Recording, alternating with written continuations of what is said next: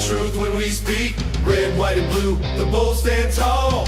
We the people, united won't fall. Yeah, with we the people as I beat and rhyme. We're dropping old school values every time. Extreme honesty with a fresh twist. Breaking it down, you don't wanna miss. It's freedom talk, loud and proud. Voice of the people, can't be cowed. Every week we speak our mind. For love of country, it's one of a kind. So grab a seat, let the brain show roll. We're serving up truth, heart and soul. We're the lads with that patriot steel. For the people, by the people, of the people. Let's go, let's go. Raise your voice high, let the echoes ring. In the land of the brave, we dare to sing. United in hope, come what may. Freedom talk, the American way. It's the BRANE Show coming in hot every week. We bring the truth when we speak. Red, white, and blue, the bold stand tall. We the people, united won't fall. It's the BRANE Show.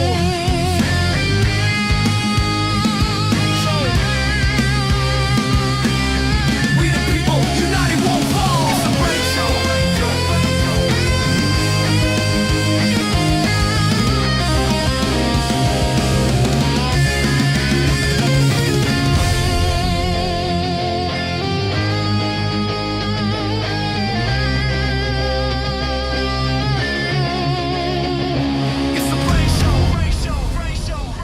This is for America!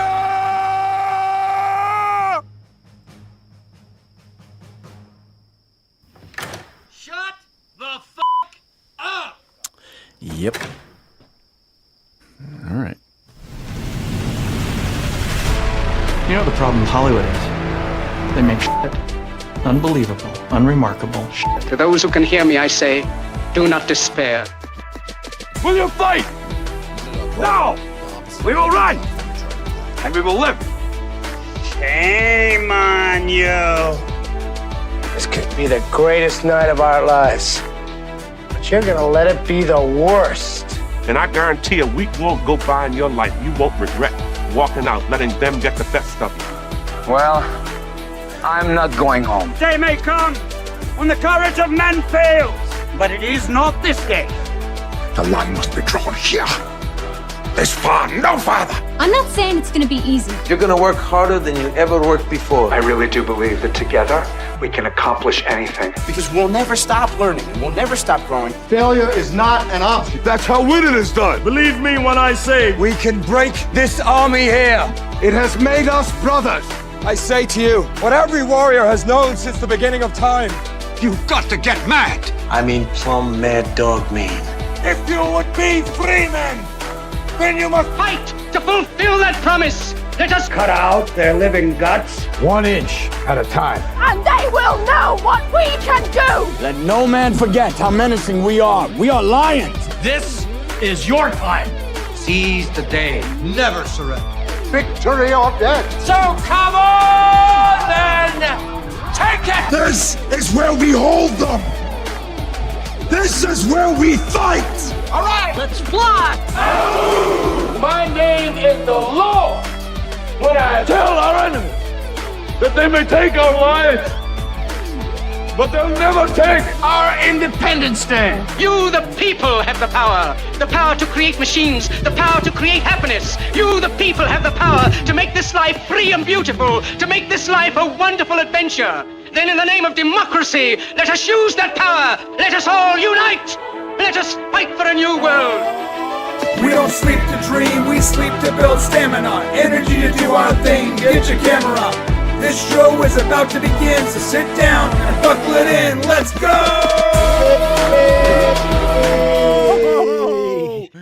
My name is Brian, that is Shane, and that is John.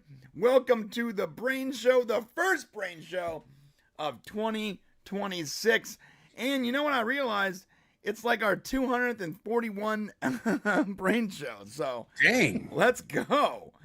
That's a lot of talking, brother. How you guys doing today, man? Good. New Year's hangover. How about you, Johnny? Yeah, I'm good. I'm enjoying myself while I'm allowed to post on X until it goes for good. The new laws. Then I'll be Yeah, we're going to talk about that a little bit today. It's good. So we do have some awesome topics, my friend. We are talking about the whole ICE, Renee Good, George Floyd 2.0 nonsense. All the retarded leftists out there, Trump's new housing plan, domestic terror, foreign-born politicians, and idiots that should keep their politics out of our politics. Speaking of John's nice politicians over there. And it's going to be a good show. We're not going to make it, I don't want to make it like super serious, because at first I found myself getting very annoyed this week. And I decided, several weeks of not being able to vent, and this is what turns Brian into a raging monster. Yeah, he goes green. The problem. I went so long not being able to scream about things that this week I was like, I was just about to explode, man. I'm like, there's no entertainment news at all. Like, I'm looking through like the list of stuff. I'm like, oh yeah, Brian needs to vent. Thank you, Matt. I'll fix it right now. Also, I would love to, if we get a chance, dabble a little bit about this whole Maduro thing and the fact that we've essentially just taken over Venezuela, and we're planning to maybe take Greenland. So there we go. All right, I'm more than happy to take over the UK if you want. My mic should be good. Hey, let me tell you something, and there's nothing anyone can do about it. Just a reminder, because we're going to talk about that a little bit today too. Really, really stupid people saying, "Oh, NATO's going to fight back." NATO ain't going to do shit. NATO's in the corner crying right now, going, "Oh my God, I hope they don't take over our countries." Yeah, the best NATO could do is send a strongly worded letter. That's the maximum of their capabilities. Well, since all their weapons come from, yes. Can I just say something? The world is so lucky we are not the villains they think we are, guys. The world is so lucky we are not the villains they think we are. Because if we were, it would be really bad. Me too. It made me a little nervous too. I'm like, we did what? We're doing whose oil? What did we just take? Okay. John, we're gonna take your country next. Help you out, bro. Look. To be honest with you, I'd welcome that at this moment in time. To be honest, guys, it's gonna be literally a reverse revolutionary war. We're just gonna come in and like free your country for you. Yeah. Yeah, do it. Oh my God, I gotta fix John's camera's all combobulated.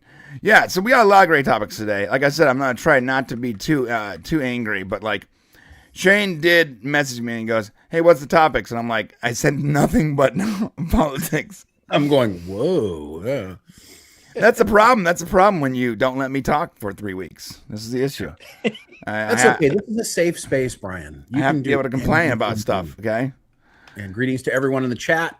2026. Hope you guys had a happy new year. Yeah, hell yeah. All right, I'm just trying to fix. There's John's camera, right? Okay. Penny, yeah, my dome is shiny tonight, by the way, Penny. I may have to put on a cap for you all later because I'll blind you with like your dome. With the flash. Yeah, that baby. Yeah, I think your very dome Picard, isn't it? You're looking very Lex Luthor-ish, actually. Yeah, exactly. Yeah, keep the I'll dome be giving going. out signals of Ultraman how he needs to fight in a minute. You know what's cool is you can rock like a bald head. Like your bald head looks good. Like most people's bald heads do not look. Like if I shave my head, it would look like a very angry potato. Yeah, mine don't look good. I don't know. I never made it public, guys, but I'm Jason Statham's fat, short, overweight. I thought you were going to say you're Jason Statham's sister. That might have been. Yeah, both sister. So before we get into our clip of the week, and I did want to start these shows with a clip of the week. Sort of start the show in a way that's less angry, because I know it's going to go there. I feel it's evolving already. I can sense it. I'm pretty on edge right now. I'm not going to lie. Let's sow these super chats. First off, from Christy, not my watch. I promise I'm not a bot. Ha. Thank you, Christy. I appreciate you. Thanks, Christy. Legend. Also, JC Chappie, 16 months. A member. First stream of 2026. Let's go! Yeah! It's going to be a great year. Legend. Also, JC Chappie for $5. Happy 2026, Brian, Shane, and John, and all you brainiacs in the chat. I love that, brainiacs. What up, brainiacs? It's my favorite. Yeah. Did Chappie come up with brainiacs? Who came up with I think it was Chappie. Yeah. Great job, Chappie. Yeah, if you like this shirt I'm wearing, it's not on Mixed Tees. I actually got it from this company called Patriot something. I got it for free. I got to give him my phone number. I got to be honest, guys. I gave you my burner number. I'm never going to answer a text message. He's devious, isn't he? They're watching. Okay, so let's look at this first clip of the day. So again, today is mostly politics, but we're gonna try to keep it first and foremost honest. Yeah. But secondly, we're gonna try to add some of the humor into all this nonsense, so that it's not totally bleak, and give you all the facts that people aren't telling you, because I believe the media and leftist organizations are maliciously gaslighting the people in order to keep their power. I think it's very interesting how in Minneapolis all this stuff is happening. And by the way, weren't we just talking about a couple $1 billion of fraud 5 seconds ago? But listen, there's a lot of positive things also that came out too. Yes. In fact, something that popped yesterday that I don't even know if you guys know about that we'll talk about later, but you might be paying less interest on your credit cards. Anyways, go ahead. Yes. Okay, so this is the clip of the day, my friends. And it was the funniest thing I've seen this entire week, I think. Here we go. Just make sure the volume's up. If you guys can't hear it, let me know, okay? And Christ, I pray for him. Jesus I don't understand Christ. what he's going through right now. Jesus Christ. But I is not call gonna his stop name. me from putting the back I of your ask head Jesus on Christ the back of the fucking deck, sir. for him to relax. I rebuke all demons Jesus and Christ the devil. is not going to help you. I rebuke the devil.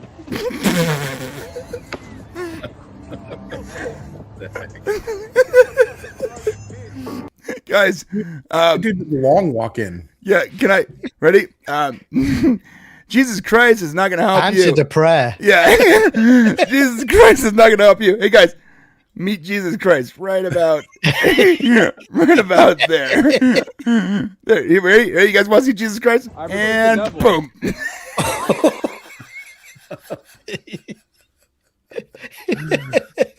Oh my god.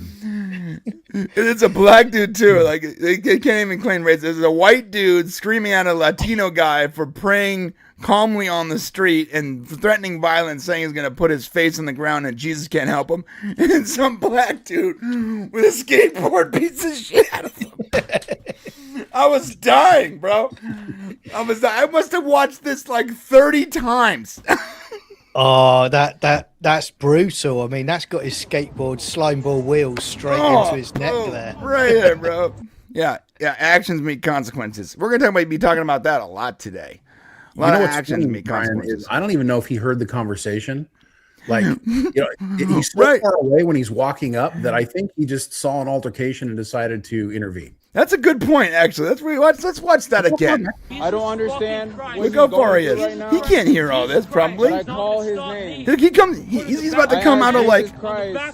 He's way back there. Hey, he's way back. He's coming back out of left frame. Look at this. And look, he's walking with purpose, bro. He did. For him to relax. Dude, there's no way he hears this. And look at it's not like he walks in, hears the conversation, and then acts. He walks in with the intent to beat that guy to a pulp. Like some sort of avenging angel just like appeared. It's just so perfect the way it goes. Jesus Christ can't help you. It's like Castiel just jumped in his body really quick to thump him. Right, bro. And jump out. Oh, that was just so good. I was just dying. I remember someone's like, so you condone violence now? I'm like, no, of course I don't condone that person beating that guy up. But it doesn't mean it ain't funny. Yeah. Yeah. It's a good thing you only had a skateboard. Imagine if you had a pipe or something. It would have been really bad. Oh, God. Okay. I thought that was too funny not to share. And that's our clip of the day. Clip of the day. Imagine a stinger right here. Clip of the day. I didn't have time to do a stinger. Sorry. No production time. Yeah, zero production time to do anything. All right, so let's jump in, and we're gonna do it by order instead of what's popular right now. Promise we'll get to the ICE stuff, the Renee Good stuff, the George Floyd 2.0 stuff, and all that. But we want to go in order of what we missed over the last few weeks. I think the very first thing we should talk about, and Shane, unless you have a better idea, is the Maduro stuff. Oh yeah, no, that's the most interesting thing going on. We started with we're just kind of like bombing boats out of the water, and we're like, okay, and then Maduro decides he's gonna tell Trump, "Come and get me, bitch! I'm right here!" Right, and then Trump goes and gets him. Oh, you guys want to see that? You guys want to see that? Yeah. Oh yeah, let's see that. That was great. Okay.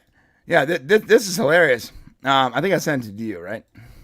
I saw it. I don't know. Okay. So Maduro, he had this video where he's acting all tough, right? He's like, come get me, coward, or whatever. I'm gonna find the clip. Well, while you're looking for it, I'll go ahead and you want to break it down? Yeah, break it down. So while you're looking for it, so essentially what happened was and we can get into like the real reason it happened, but essentially, Delta forces for the United States military jumped into this military facility where Maduro was staying. They grabbed both him and his wife in like 15 minutes, got back on and left. There were some injuries, I guess, but nobody was killed. But this is why. Yeah, here we go. Venga por mí. Aquí lo espero en Miraflores. No se tarde en llegar, cobarde. I just got 3 things to say. God bless our troops. God bless America. And gentlemen, Start your engines!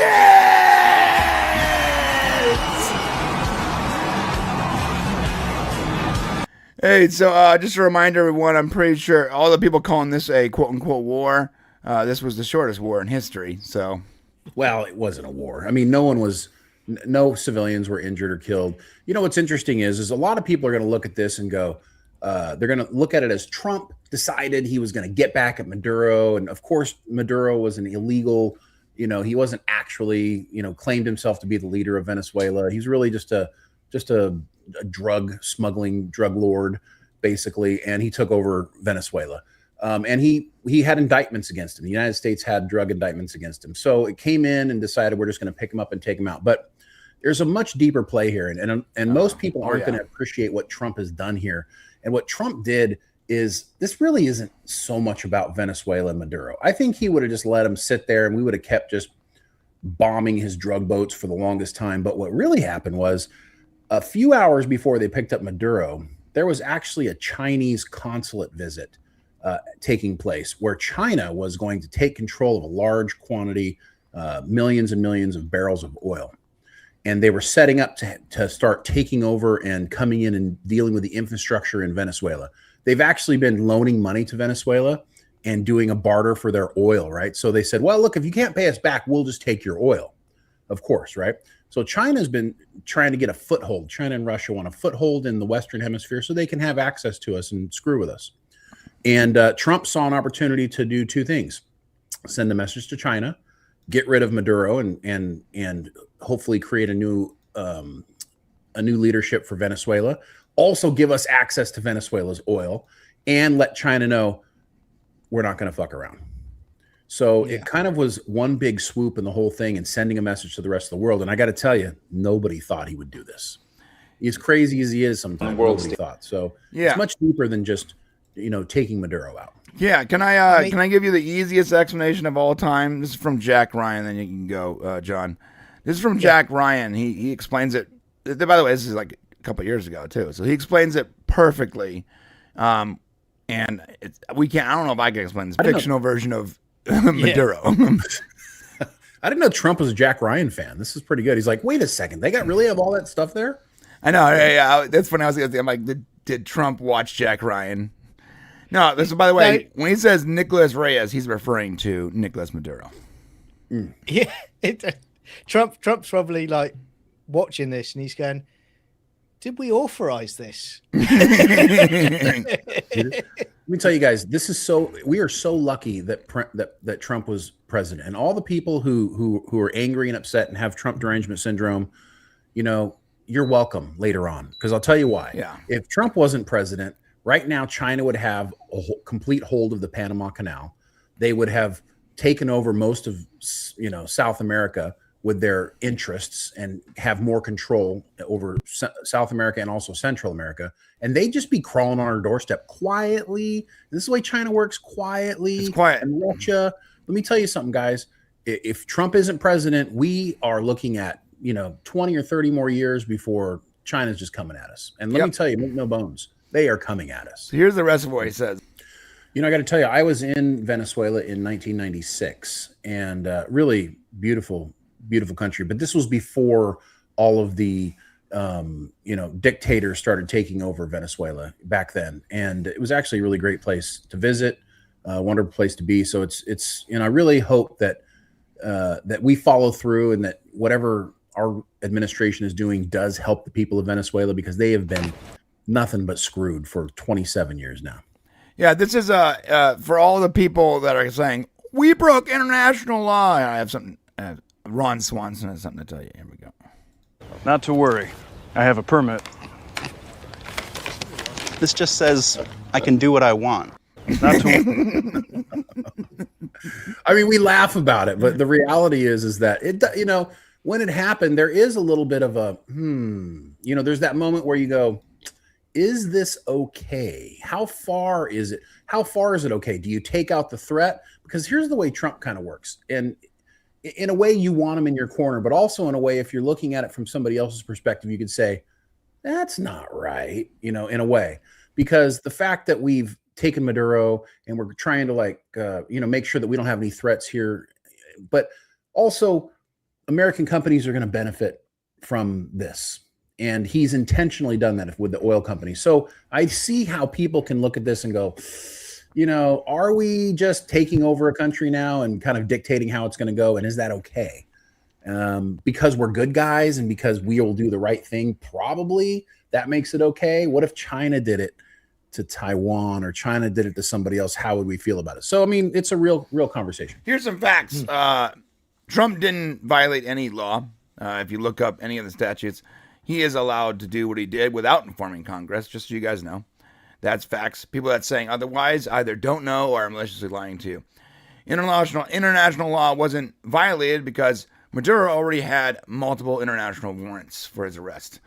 All Trump did here, and our military, was uphold the law and uphold our interests. That's it. Anything anyone else is telling you is completely false. People saying that Venezuelans don't like this are just lying to you. They're just lying to you, because every single verified Venezuelan checkmark on Twitter have already said different. The only people screaming and yelling are retarded leftists and white liberal Karens that don't know anything about anything, especially geopolitics. So that's facts. They're happy that Maduro's gone, because Maduro was not the president. And I said this 6 months ago.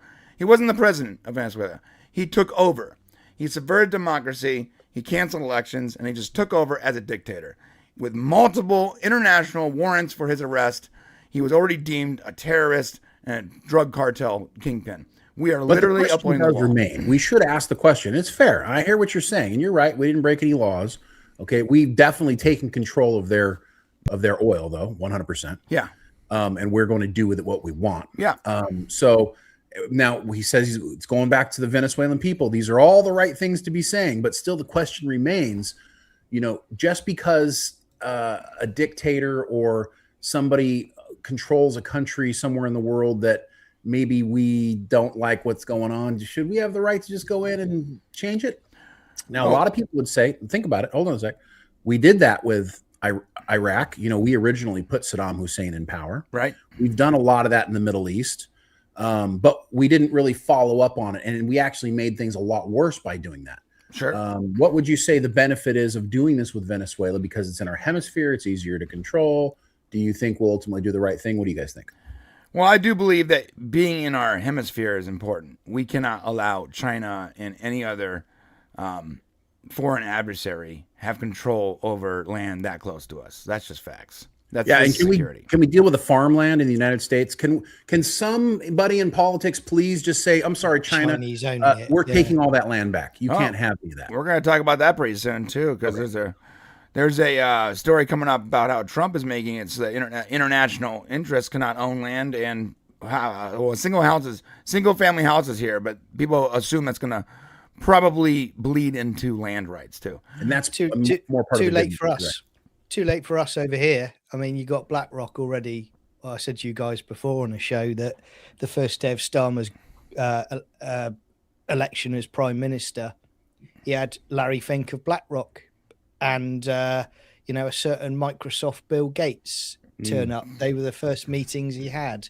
So they already own a lot of farmland they've bought out and a lot of other property in the UK. So again, you don't want to become like us. I keep saying it because we're way further down the line than you are. But for you guys, I mean, I know people are kicking off about it, but it's just common sense that you do that. It's self-preservation at the end of the day, if anything, because what you've just said about China. I mean, someone's advising Trump about the long game consequences, like you were saying a few minutes ago, Shane. The trouble is, people don't like somebody who is making the tough call. He could quite easily sit there and deflect it and go, it's nothing to do with me. By the time this all kicks off, I'm not going to be alive anymore anyway. But he's not. He's dealing with it now because it needs to be dealt with. The previous guy wouldn't have dealt with it. He probably wouldn't know what was going on, to be honest with you. But no, you're right, John. I think you make a really good point. And Trump's all about his legacy, right? He not only does he there are like 3 to 4 types, but it's about his legacy, and he's Teddy Roosevelt in this thing. You know what I mean? He's looking at this and he's going, okay, how can I improve our global strategy while at the same time, how can I protect people at home? I mean, this little credit card cap of 10% is a big deal. I'm sorry, BlackRock, you can't own all of the homes in the United States, which I'm sure we're going to talk about. We're going to talk about that all next. All these things he's doing, these little things he's introducing to help protect, the individual, because that's what America's about. Let me tell you, even if you're on a right, if you're a conservative, and you believe in capitalism and all that stuff, you do not want corporations to control everything, which is where where that leads to some degree. You got to be careful. You got to make sure you're keeping the corporations from just taking everything like they did in the early 1900s. So it's important. It's like the World Economic Forum, though. They've actively said that you will own nothing with their plan, their strategy globally. And that's what the World Economic Forum wants. Yeah, they want to rent to you your house. They want to rent to you your entertainment. They want to rent to you your televisions. They want to rent to you your furniture. Everything wants to be, you are paying a subscription service. It's insane. Yeah. No one's protecting the individual. And if you watch it, what other president has really tried to protect the individual other than Trump? And the problem is that most people won't pay attention to what he's doing because they're so angry that he's president. They don't realize he's actually doing more than anybody else has done for the individual, or at least he's trying to. Yeah. So this is from a Venezuelan, whatever, how you ever say that name. And I want to answer you. I don't want to answer you with my thoughts, Shane, when you ask that question, what we're going to do there. I'm going to answer you with the thoughts of a person who grew up there and experienced it firsthand. This is what he says. I'm going to say this once, and I don't care if it makes people uncomfortable.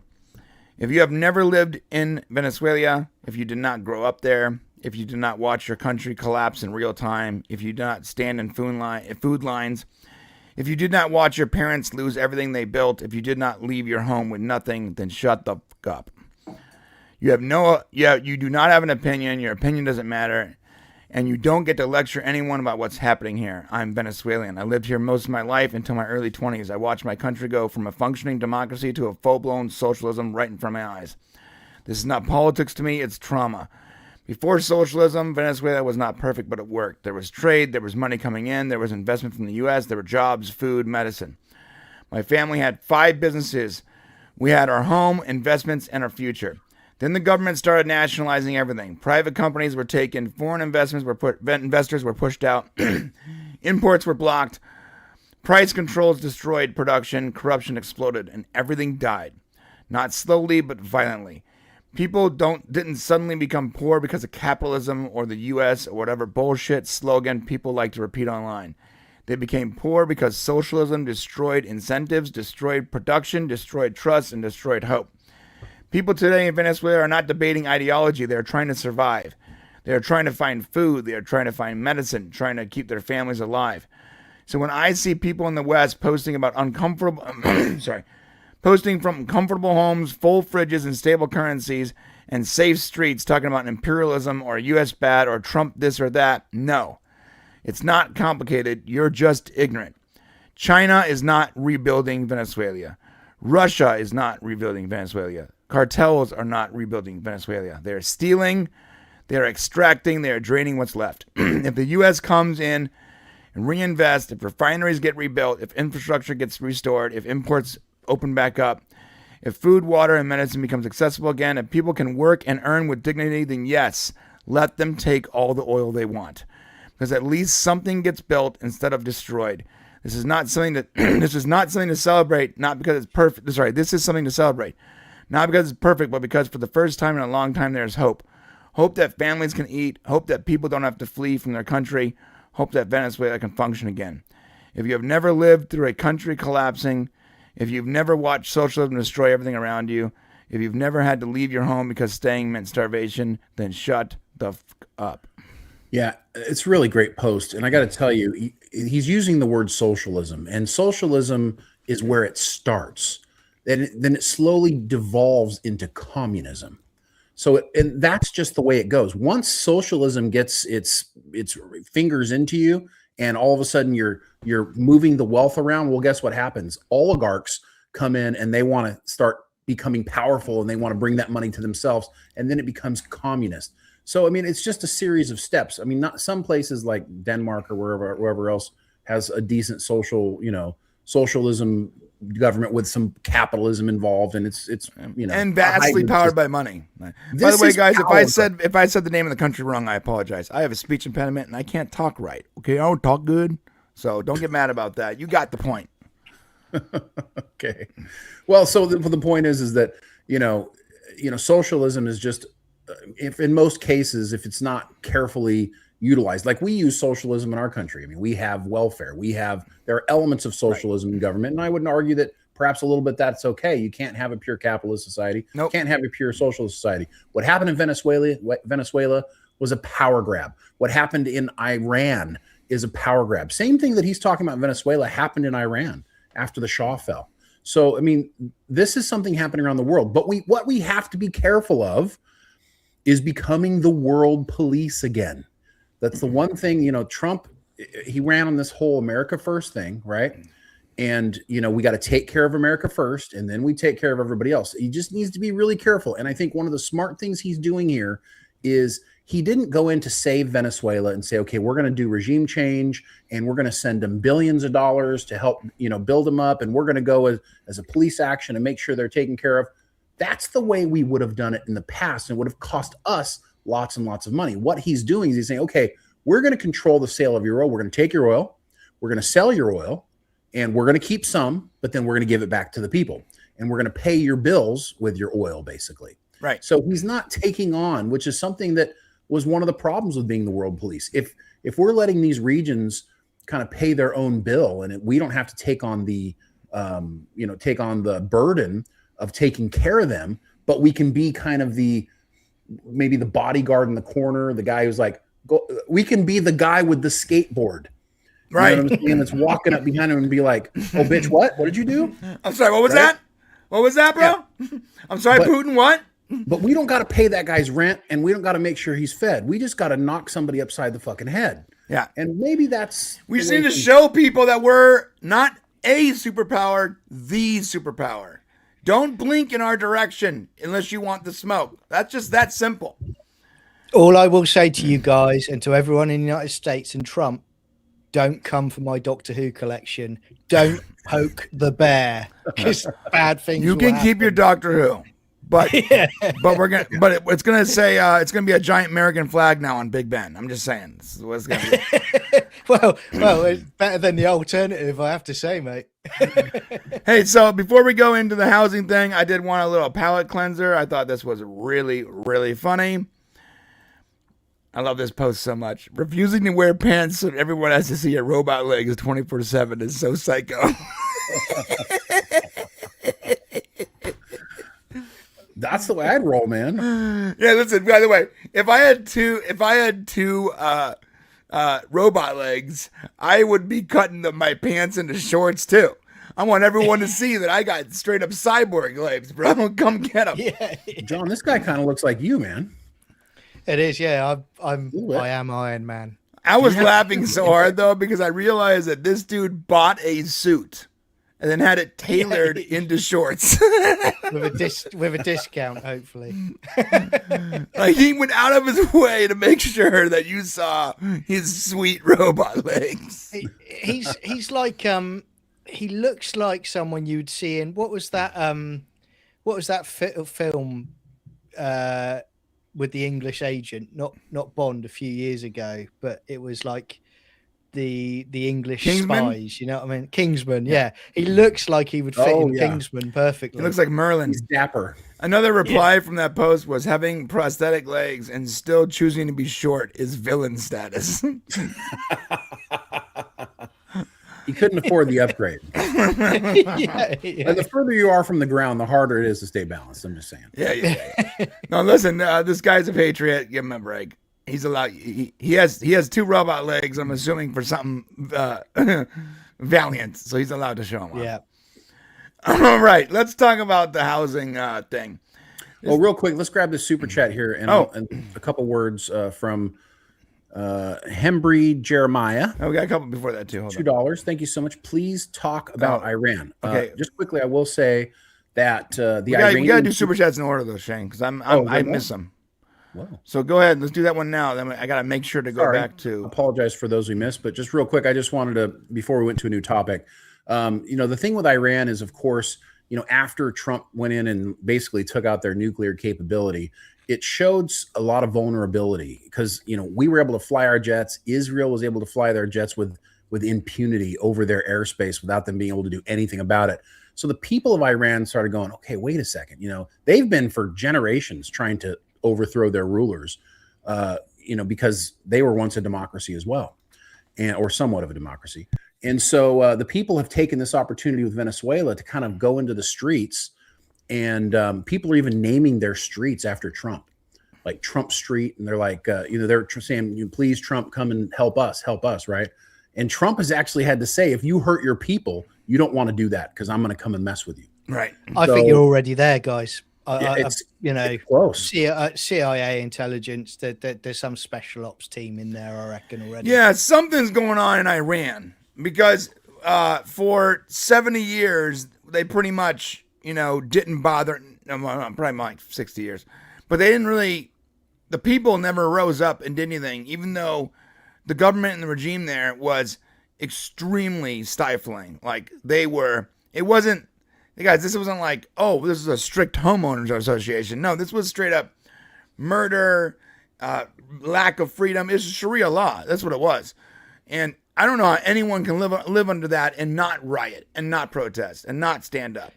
And now that this is happening, I believe, from my perspective, my opinion, I think they're getting foreign help.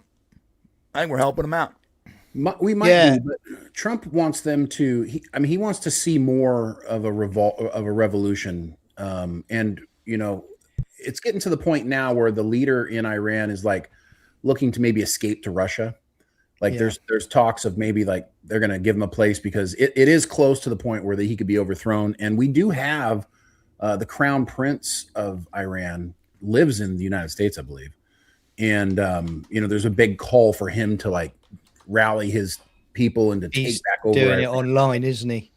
Yeah, it's a big deal. If Iran could be stabilized, oh my gosh! what would that do for the region? That would be incredible. Well, Palestine as well, everything, because it's all funded via Iran as well. I mean, look, I'm going to say as an outsider of what we've just been talking about, with the United States, you guys are damned if you do and you're damned if you don't, because for everyone who goes, you're out of order, you're trying to take over the world with what you've done in Venezuela, a day later they'll go, oh, the US should be going into Iran. Right. So you can't win either way, because whether you guys like it or not, sadly, you are the police. Well, when you are the world superpower, you have some responsibility. What is that great Spider-Man line, bro? Yeah, great power comes great. Yeah, with great power comes great responsibility. Here's the deal.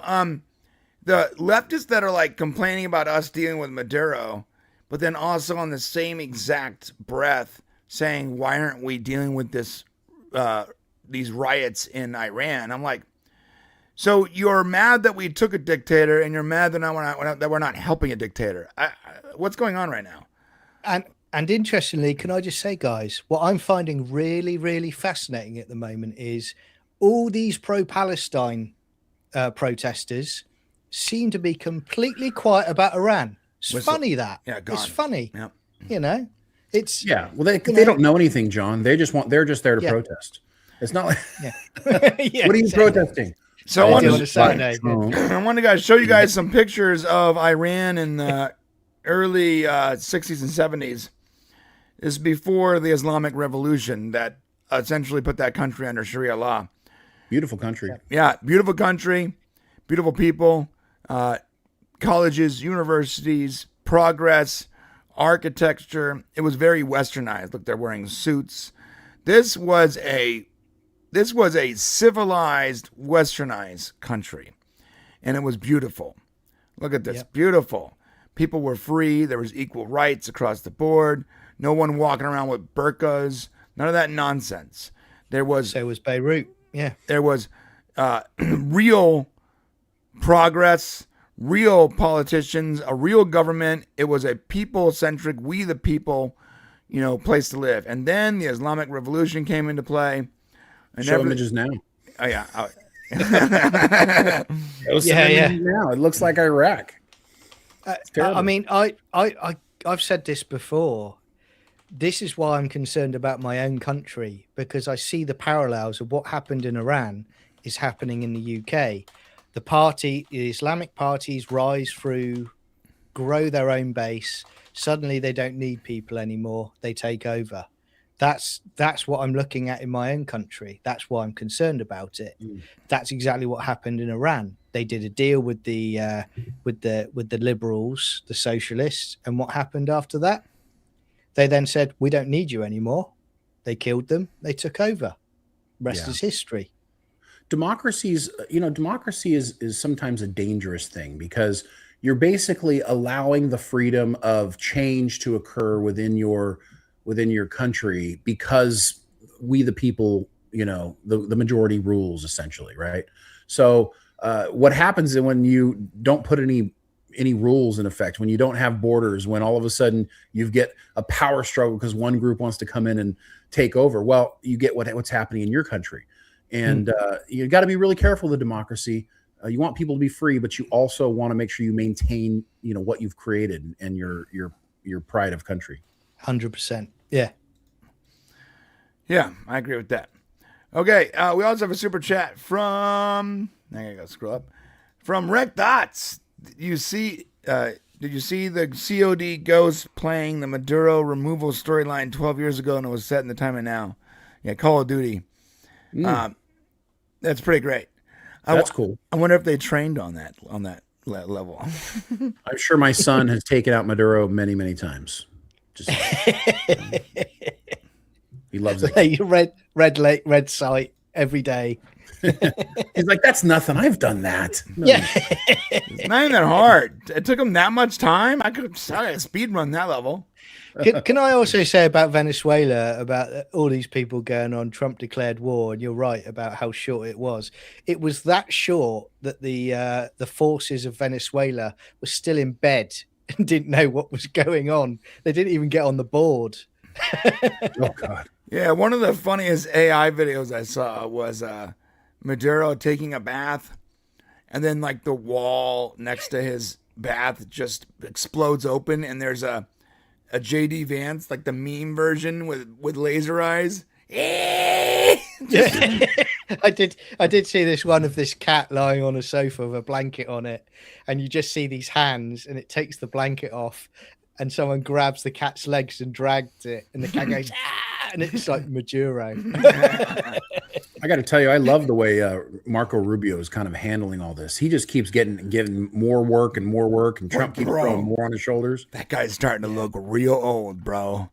Oh, Marco? Like, have you seen him recently? I'm like, look, Marco is clearly a very capable person, but dude, go back from 2016 when he was running against Trump to now. Oh, let me just show you. Let me. By the end of it, he's going to look like Gandalf. Bro. You know what I love about him though is, when he talks, I don't hear the politician when he speaks. I feel like he feels free to be able to just have his own takes. He's not constantly blowing smoke up Trump's ass when he talks. He's just, he's trying to explain things in a way, and he's also coming with his own justifications. I almost think I like him better than Vance going into the next election, honestly. So I hope he doesn't get too old, because I'd like to see him run for president. Okay, guys, this is Marco Rubio in 2016. That was a long time ago, though. It was 10 years ago. Okay, you see me in 2016. This is Marco Rubio 10 years ago, and this is Marco Rubio now. Bro, look, that dude put 25 years on his life easily in the last 10 years. He's melting. He looks he's looking more and more angry and tired and just like. And there's that meme where he's sitting in the White House on the White House Oval Office couch, and he's just like, he's literally just sleeping. No, he's not. His eyes are open, but he's like this. He just. Have you seen it where they're putting multiple outfits on him as well? Oh, in that one? Yeah, like they put. I think it's like a Federation uniform on him and everything. Well, I tell you what's really interesting about Rubio is, as opposed to JD Vance has to stay home because we have to maintain when Trump goes abroad with all of these leaders and he's doing all these meetings and stuff.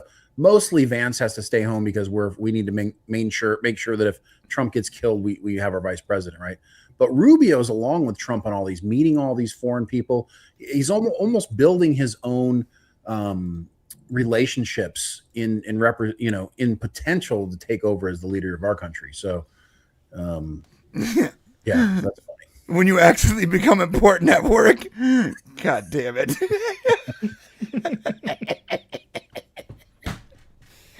Look, I'm with you though. I do like Marco Rubio. You know what I like about Marco Rubio? He was basically the front runner up against Trump, and they beefed. If you remember this, they beefed hard. But then they came. Made fun of his hands. Yeah, he made fun of his hands. Right? Yeah, small hand. Remember when little Marco Rubio? Remember when he was drinking water and he was sweating profusely? He's like, and he's drinking more and more water, and it's like there's just sweat pouring down his face. Look, like this guy though, he has every reason to not want to work with Trump. Like Trump took him to task, but he manned up and met with Trump, and now he's become extremely important to this country. Oh, yeah. Like, one of the most important people in the country is Marco Rubio. Especially for foreign policy. Right. He's keeping us safe. Yeah. So I have a lot of respect for him because he was able to put, country is more important than my grievance. And I like that he's there, and you got Pete Hegseth has got, I'm just glad Pete Hegseth is not in charge of everything, because that guy makes me nervous. Yeah, that guy's he's a little nuts. He's like, yeah, we're going to go in and kill them all. Okay. Was I supposed to? Yeah, legit. He's a little bit nuts. Yeah. He's like, oh! He's like ripping your shirt off in a press conference, bro. Yeah, Simpsons. God damn fuck! Underneath. Like the old man, Willie. Pete, calm down. Yeah, he's a little nuts. They got the doc on standby ready to just sedate him, every now and again. Just, that's it, go to sleep, go to sleep. Did you see him doing pull-ups, bro? He's like freedom. And I'm like, hey, come on, Pete, chill out, bro. People around him are going, yeah, I'm leaving this gym. No, he was getting so mad. He got mad when a reporter kept calling it the Department of Defense. He goes, listen, it's the Department of War. And you're like, why are you insinuating that word? Like, he's dragging out the war. It's a good thing Pete's not totally in charge. I'm just saying. Yeah, it's a good thing he's not totally in charge. It's a good thing that nutball's on our side, because we already have Greenland right now. If Pete was in charge, Pete was in charge, we would have invaded Greenland. You wouldn't have Greenland. It'd just be scorched. just be ash. Pete, there's nothing here for us to use now. But now it belongs to us. It's lifeless. It's our lifeless hunk of rock. If we can't have it, no one can have it. Nuke it again. Oh my God, bro! I'm so glad that guy's not in charge. Went from Fox reporter to God of War. He's fucking Aries. No, yeah, for real. It's the funny part is, like, I know people go like people think that we're just hyper right-wing MAGA guys, but like, we make fun of anyone that deserves to be made fun of, whether it's a leftist or a right-wing person or a MAGA or whatever. The thing is, leftists just give us so many more reasons to make fun of them. It's not our fault. It's not our fault that you guys give us so many good reasons to make fun of you. All right. Fair. So that's Venezuela. That's Iran. Let's talk about the housing issue, because this is actually a big freaking deal. It is. It's huge. It's what's going to destroy our country if we don't get our hands around it. Yeah, this is probably the biggest. If Trump can pull this off, this will be probably the most important thing when it comes to wealth building and the future, our children's future and our future in this country. And very few people are paying attention to it. In fact, this is a nonpartisan issue. The fact that leftists are complaining about it. Whoa, why is she trying to regulate the? Shut up! God damn it! If Trump cured cancer, they would have signs out there. You know, they'd be protesting how cancer lives matter or something. Look, what he said on Truth Social was he said that he's going to attempt to codify law that doesn't allow institutional investors, companies, and especially foreign companies to buy single-family homes in the United States. Amen. Yes. For rental stock or whatever they do it for. But it's also going to bleed into not just single-family homes, but guess what? The land that those single-family homes are on. Wow. Can I ask you a question? We don't own the land. I'm going to ask you a question, John. John, are foreigners allowed to buy home or land where you're at in the UK? Yeah. Yeah. Yes.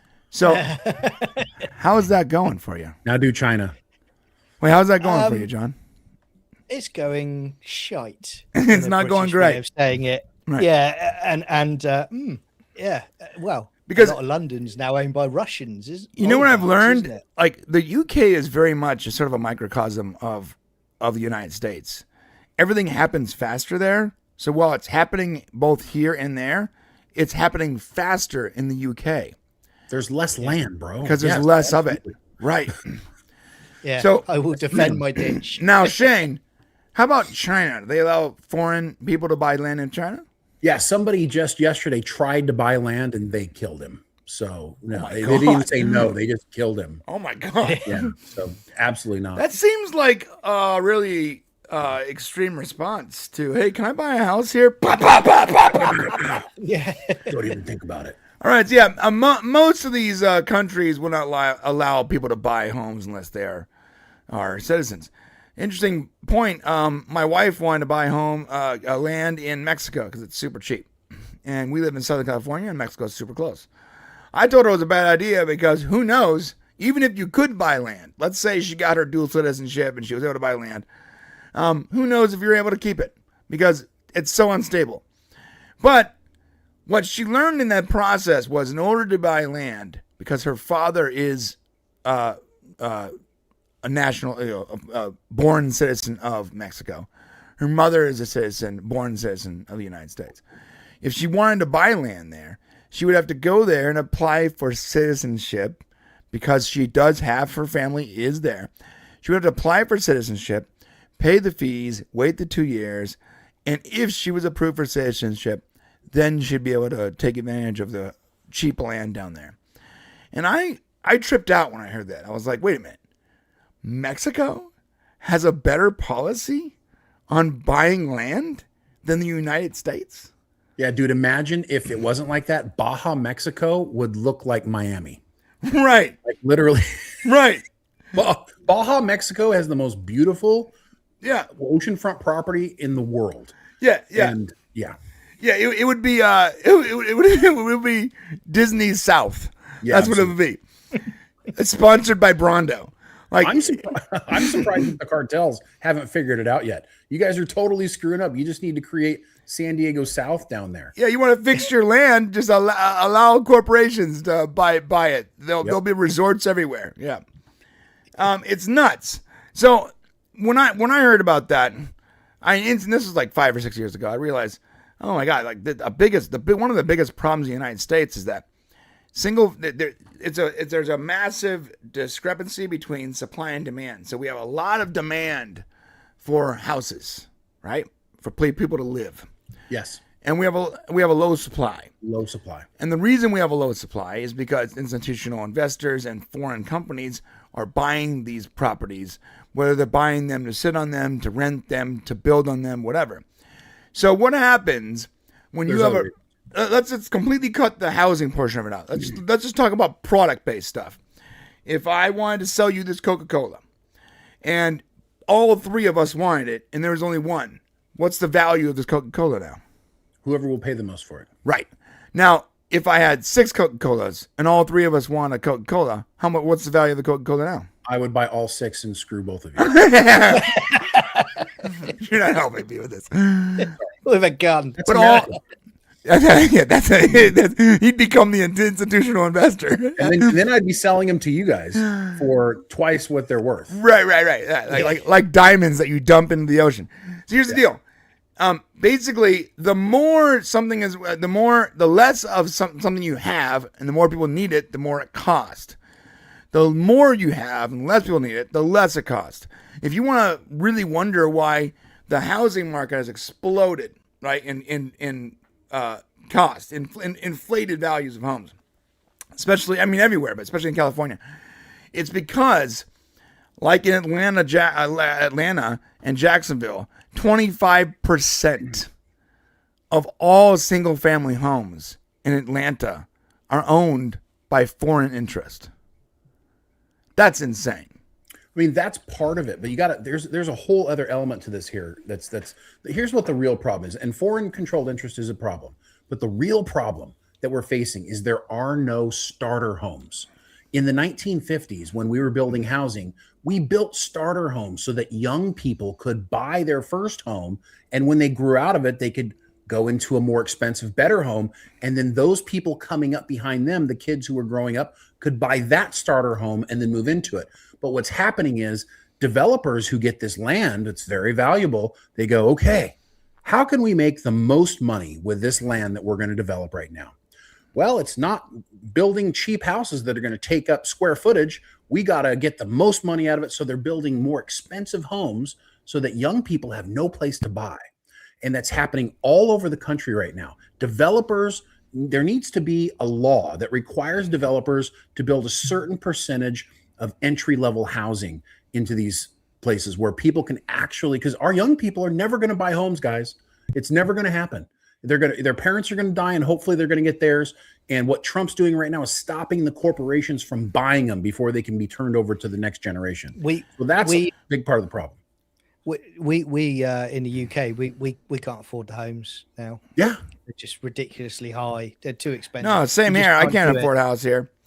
Yeah, Shane barely squeaked into a house before it became impossible. Like, Shane, in 2026, would you be able to buy that house? I can't even afford to move. I was thinking maybe I'll sell this house and buy it and get another one. I can't because of the interest rate and how much it is. I would pay double my house note to go anyplace else.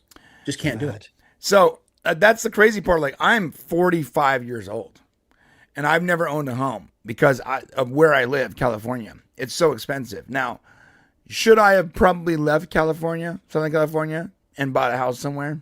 I probably should have. But even then, now it's probably too late. Unless I'm going to move into the boonies somewhere where I can't actually do my job and my kids can't go to a school. It's not reasonable for my family. So when you look at this, you go, well, Is it just because inflation in 2026? No. This is basic supply and demand. Housing. Not enough housing. There's not enough housing, and the housing that we had have been bought up by BlackRock, Vanguard, China. Yep. Foreign interest. And they just want to rent and make money. And they just want to rent it. Giant, huge networks of Airbnbs and property management companies. Like right now, my neighbor, thank God they sold, because my neighbor was basically lived in a junkyard. It was wild. Yeah, she said that she was running a business, but unless her business was a junkyard, I don't know what her business was. I went over there once because she was like, "Let me show you what I have to sell," and I swear it was like a scene from that new robot movie, the one the Russo brothers did, Electric State. Just crap everywhere. Yeah. It was the most insane. Anyways, she had rats were flooding from her house into my property, and I was literally sitting there at 4 a.m. with my pellet gun, popping rats off of my fence and on back into your yard. It was nuts. It was like fighting zombies every morning. Zombie rats. And I'm not even exaggerating. It was horrible. But no, so she sold it. Now she sold it because she actually got fined because she had built a whole new add-on house, if you want to call it that, in the backyard. And she said it was for storage, but it had air conditioning, heating, and windows, and it was obviously not for storage. And there was Mexican families living in there and stuff, and there was literally 25 people living there. It was nuts. Hey, we got people in my area that actually charge Mexican families to put a tent in somebody's backyard. That's crazy. So they charge them $500 a month to just have a tent in their backyard. So she was forced to sell the house, right? And I remember when she was selling it, this Asian guy, this nice Asian guy, his name is Ben. He comes and knocks on my door and he goes, hello, how are you? And I'm like, yeah, what can I do for you, man? He's like, I'm thinking, I'm not going to do the accent. No one goes, right. Hello, how are you? Slightly Irish and Scottish Mexican. He was extremely Asian. He was very nice, but no one comes. Yeah, Shane's right. No one comes to my house. No one bothers me because I don't want to be bothered.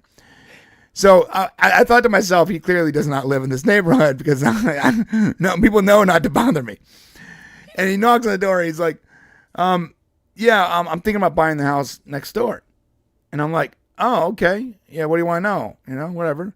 And he's like, is it a nice property? I'm like, no. He's like, was there a lot of problems? I'm like, yes. What kind of problems? I'm like, rats, cockroaches. It's gross. They have whole families living there. It's not a good property. And he's like, okay. And then I thought to myself, wait a minute. If he doesn't buy it, this one dude, it's going to end up going to some Airbnb, and all of a sudden, you know what? I'm like, oh, I changed my tune. I'm like, hey, why don't I go? Let me go show you the place. You might like it. I quickly became that lady's real estate agent, and I was helping her sell this property to a citizen. Right? He barely spoke English, but I knew he was definitely a citizen. He was a front for a Chinese organization. And maybe he was. Maybe he was, but he seemed like a really nice guy. And I just didn't want some Airbnb moving next door. So next thing you know, I become that lady's real estate agent. And I'm like, yeah, here's where the storage is. They built some storage. Look how nice it is. Yeah, look at that. They have an air conditioner and a couch in there for all the boxes. It's a food time for the boxes to sit on. Well, that guy ended up buying it, and he actually bought it for his daughter and her husband, who are 100% just regular people. They're not a company. I got lucky.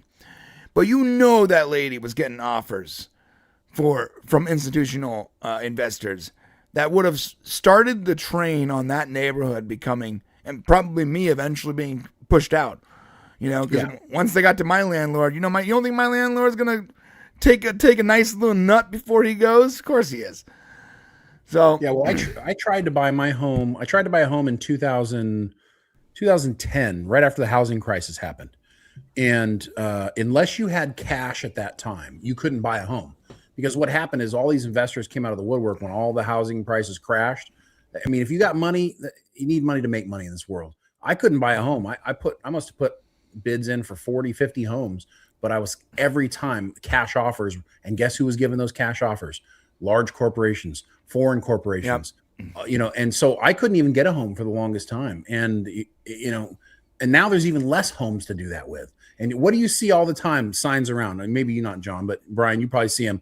I'll buy your house for cash right now. Right. Those aren't like individuals looking for a house. These are corporations trying to buy your home. That's BlackRock and Vanguard. Yeah. I mean, this week alone in the UK, the other problem we've got now is in Parliament they had a debate about new homes being built, and basically some great politicians in the UK stood up and said these new homes should be prioritised for young UK citizens to buy, and the government basically turned around and says no, they're going to be prioritised for illegal migrants. And again, they wonder why that's they get the next so angry. step. That's the next step here, boys. Yeah, that's the problem. That's it. It's all part of the same. It's all linked, isn't it? Right. It's who pays BlackRock? BlackRock charge a fee to the government. It's a nice little money spinner. Right. Yeah, just like the vaccines. Like, oh, we need to make them mandatory. Why? Because you're getting $8 a vaccine. Is that why? Yeah, that is why. And you make 600% on that $8. Okay. Yeah, I guess that makes sense that you would want that. And why wouldn't you pay, politicians and agitators and influencers to peddle and push your propaganda? Because you're going to make $1 trillion on that mandatory vaccine, aren't you? It's so transparent to me. I'm not sure how other people don't see it. This is from Donald Trump's Truth Social. By the way, the guy's got to start using Twitter because no one's using Twitter. He won't. He owns Truth Social. He won't use Twitter. All right. Well, what he said was, for a very long time, buying and owning a home was considered the pinnacle of American dream. I'm not doing his voice. It was reward for working hard and doing the right. I can't do it. And doing the right thing. But now, because of the record high inflation caused by Sleepy Joe Biden and the Democrats in Congress, that American dream is increasingly out of reach for far too many people, especially younger Americans. It is for that reason and much more that I'm immediately taking steps to ban large institutional investors from buying more single-family homes, and I will be calling on Congress to codify it. People live in homes, not corporations. I will discuss this topic, including further housing and affordability proposals and more, at my speech in Davos in 2 weeks. Dude, okay, can we just stop things for a second here? I mean, everybody watching this right now. Any fucking president who put this information out, corporations don't live in homes, individuals, Americans live in homes. I mean, who doesn't want their politician to say these things? What politician over the last 100 years said these things? Not Obama, not Biden, not Clinton, not Reagan, not anybody. I mean, this guy is out here fighting for you. Yeah. You know what I'm saying? I don't preach to the choir, but holy shit, guys. Just it's weird that people don't get this. Like, this is a nonpartisan thing. I mean, right. It amazes me now, and I know we'll come on to some subjects later, and I was going to bring it up, but when you look about all of the people that hate Trump with a passion, right? They hate him. If he came down out tomorrow and said, oh, I've got solid gold for every single person to put in their home, that's what, they would turn around and go, well, no, he's got an ulterior motive here. There's something not right about it. But you look at previous administrations, what did they actually do for the people? It's like here. Exactly. It's all bluster. It's all talk. Nothing is ever done. This guy, whether you like him or you hate him, he's getting stuff done, and that's, he's saying the right things. Now, he's still got to put it into, he's got to make this a reality. That's when you say fair play, well done. If he does that, how can you turn around and say that you've got a problem with it unless you're a complete idiot? That's my view. Just angered all of the most powerful corporations that who owning property is like the number one thing for any corporation. So he just made everybody mad. He doesn't care. Now the lobbyists are going to get to work on their politicians being like, oh, we can't let this happen. I mean, it's something that's probably never going to happen because there's too much of a stranglehold on our politicians. But, the fact that he's out there trying and he doesn't give a shit what the consequences are. I love that. Yeah. Yeah. I like that too. All right. You got some super chats here. Good words, guys. From Chappie, he says, in 2016, I remember Rush Limbaugh saying Trump makes Republicans better. No one personifies this better than Marco Rubio. That's true. That's true. That's a good point. And rest in peace, Rush. But the reality is that Marco Rubio was just kind of some sniveling ass politician.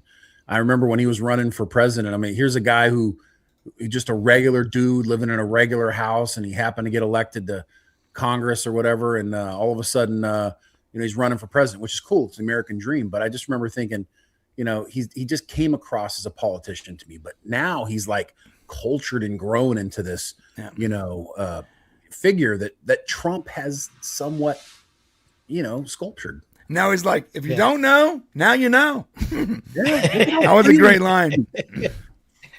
He was literally quoting Biggie Smalls. If you don't know, now you know. Can I just say about Madeira? I just popped into my head quickly. Did you see that tweet that's been going around where they've got Madeira in prison, but it's with Puff Daddy. he's like rubbing his back and he's going, they took my oil as well. That's actually pretty funny. Oh my God, that's hilarious, dude. All right, from John Burns. Thank you, John. He says, meanwhile, the deer in charge of the FBI, he's talking about Kash Patel. So Dan Bongino did leave. He resigned his post as AD, right? Yeah, he didn't like Pam Bondi. Yeah. Newsflash, guys. A lot of people don't like Pam Bondi. And I have been complaining about Pam for how long, Shane? Since the beginning. Since the day she entered office, what was I saying? I don't like this chick. She's wrong. She's bad. We need her out. She's corrupt. She's part of the problem. She's a swamp monster. People don't see it. Yes woman. She's not a swamp monster, but she is a yes woman. And that's a problem. She's not a swamp monster. She is 100% like up Trump's asshole. But that's part of the problem. Yeah, for now. Well, wasn't she the one who basically promised that she was going to release all the Epstein files? That's the one, isn't it? Yeah. Okay. Let's just play that back. Ready? I have received on my desk right now thousands of documents and files in connection with the Epstein case. We are going to be looking through these and releasing these shortly, 1 week later. I don't know where the Epstein files went. I feel bad for Pam. It was crazy. It was 5 days later. She said that there is no Epstein files. Like, do you know the internet exists? Dude. It's like there was a laser sight on her and someone was talking into a mic with her earpiece going, that's it, keep talking, keep saying what you're saying, that's it, come on. Well, here's the problem, I think. When this all first started and Trump first became president, there was this feeling, and if you noticed, all the people who were like put in cabinets or took over roles, Pete Hegseth, her, all the different people were very like, yeah, powerful, and we're going to go get this, and blah, blah, blah, ooh, yeah, and talking a big game, right? And then quickly, all of a sudden, everybody started backtracking. And what I think happened was they felt like they were going to be able to go out and do all the things they'd been talking about, but then reality set in. And whether anybody likes this or not, I mean, if you're a Trump fan, I'm sorry, but Trump put the kibosh on the whole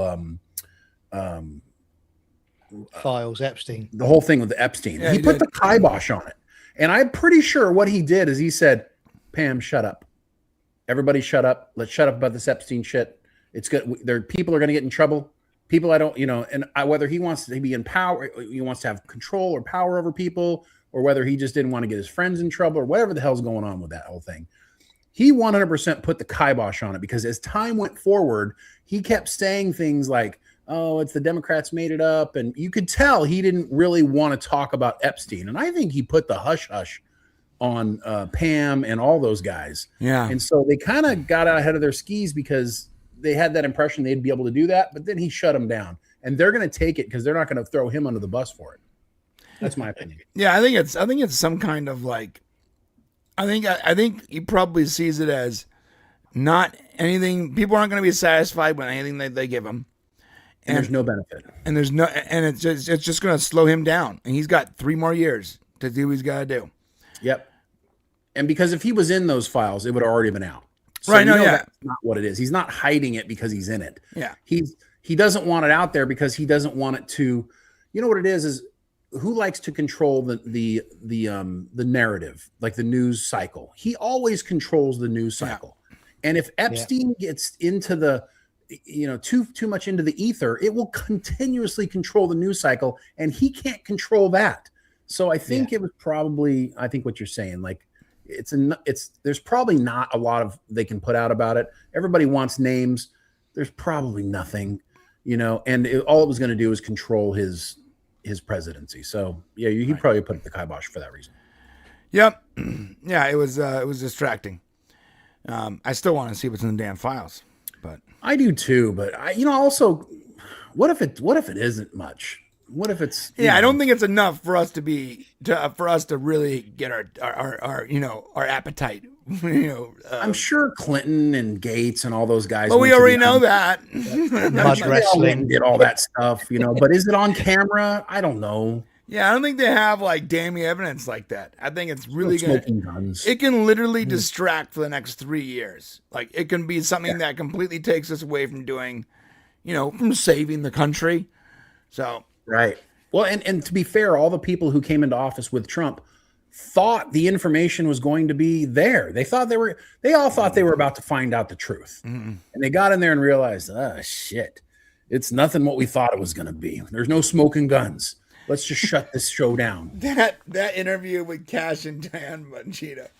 Oh, I know, dude. It's so cringy. Oh god, so terrible. You can tell these guys are like, they look like they have guns pointed at them. Like they probably do. There's nothing in the files. We don't.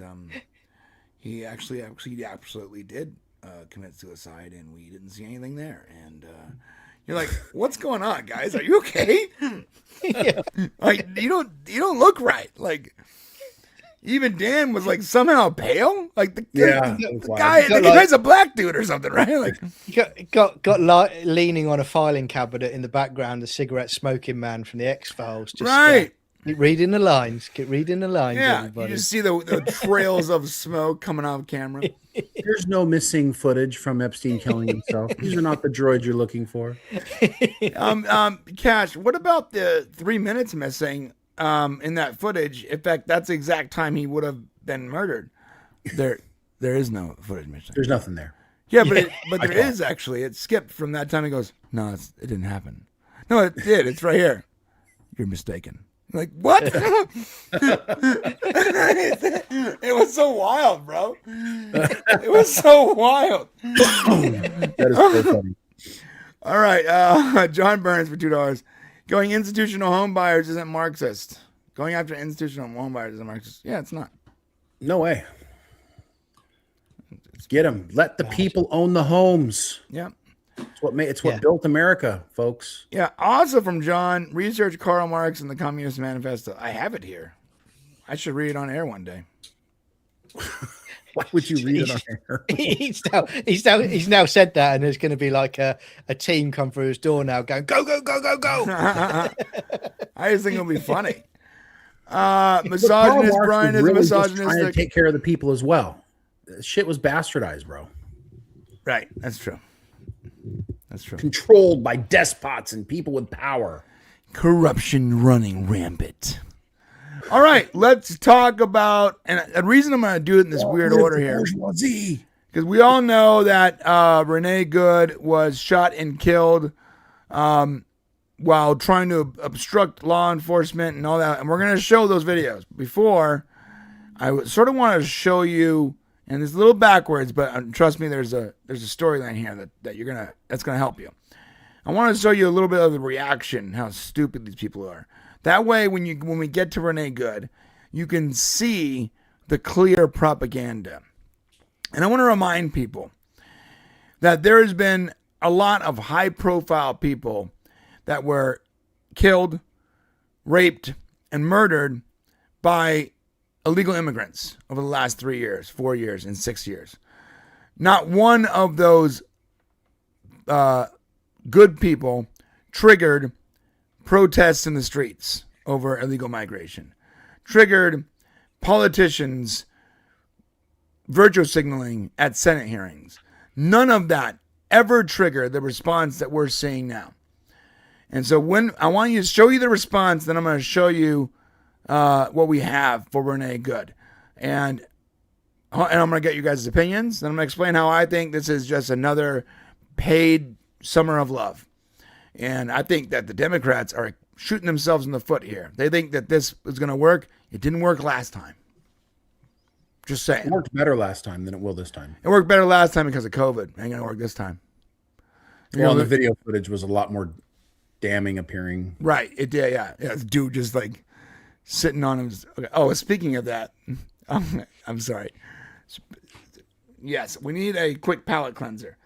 Okay. This is from YouTube channel, Family Friendly YouTube. That's not real. I died laughing. I died laughing. This is a screenshot. That time I bought a billboard and a mattress blowout ruined me. Ruined it. I died laughing. I was laughing so hard, you guys. Oh my God. That is how you get clicks right there. Yeah. Oh yeah. They're very good at what they do. They're basically the impractical jokers for YouTube. Very clever. Okay. All right. So here we go. Let's talk about crazy people. This is after the Renee Good thing. Oh, wrong button. Lady, that is a car and it's going to hurt. Yeah. I gotta ask the question here. Does she think she can stop the SUV? Really? She actually has a lot of faith they're not going to run her over. What's the plan? Does she think she can stop the SUV? And I want you guys to watch the trend here. Look at the trend, guys. I want you guys to see the trend of the skin color and gender of the people that are doing all this stuff. Spoiler alert, bunch of white women. Never run so fast in their lives, have they? Oh, yeah. Isn't that all that lives in Minnesota? Hey, guys, I think... No, there's a lot of Somalis, dude. You don't see any of the Somalis out there. I forgot about those guys. Sorry. And you know what's funny? I propose a new workout plan. Let's just have cop cars chasing Karens. Dude, that's the new Peloton. That's the new Peloton, bro. It's so weird. I'm not sure what the plan is, dude. There's no plan, bro. It's just chaos. Okay, so there's that one. This one made me laugh. This is old, but it sort of applies. Okay, this is for you guys. I'm trying to mix in funny with the serious here. Check us out. Yeah, it's all funny, dude. I'm sorry. It's all Here we go. funny. Here's really funny. Oh, look, it's Ice Cube. Nice. So, where do you want to do this?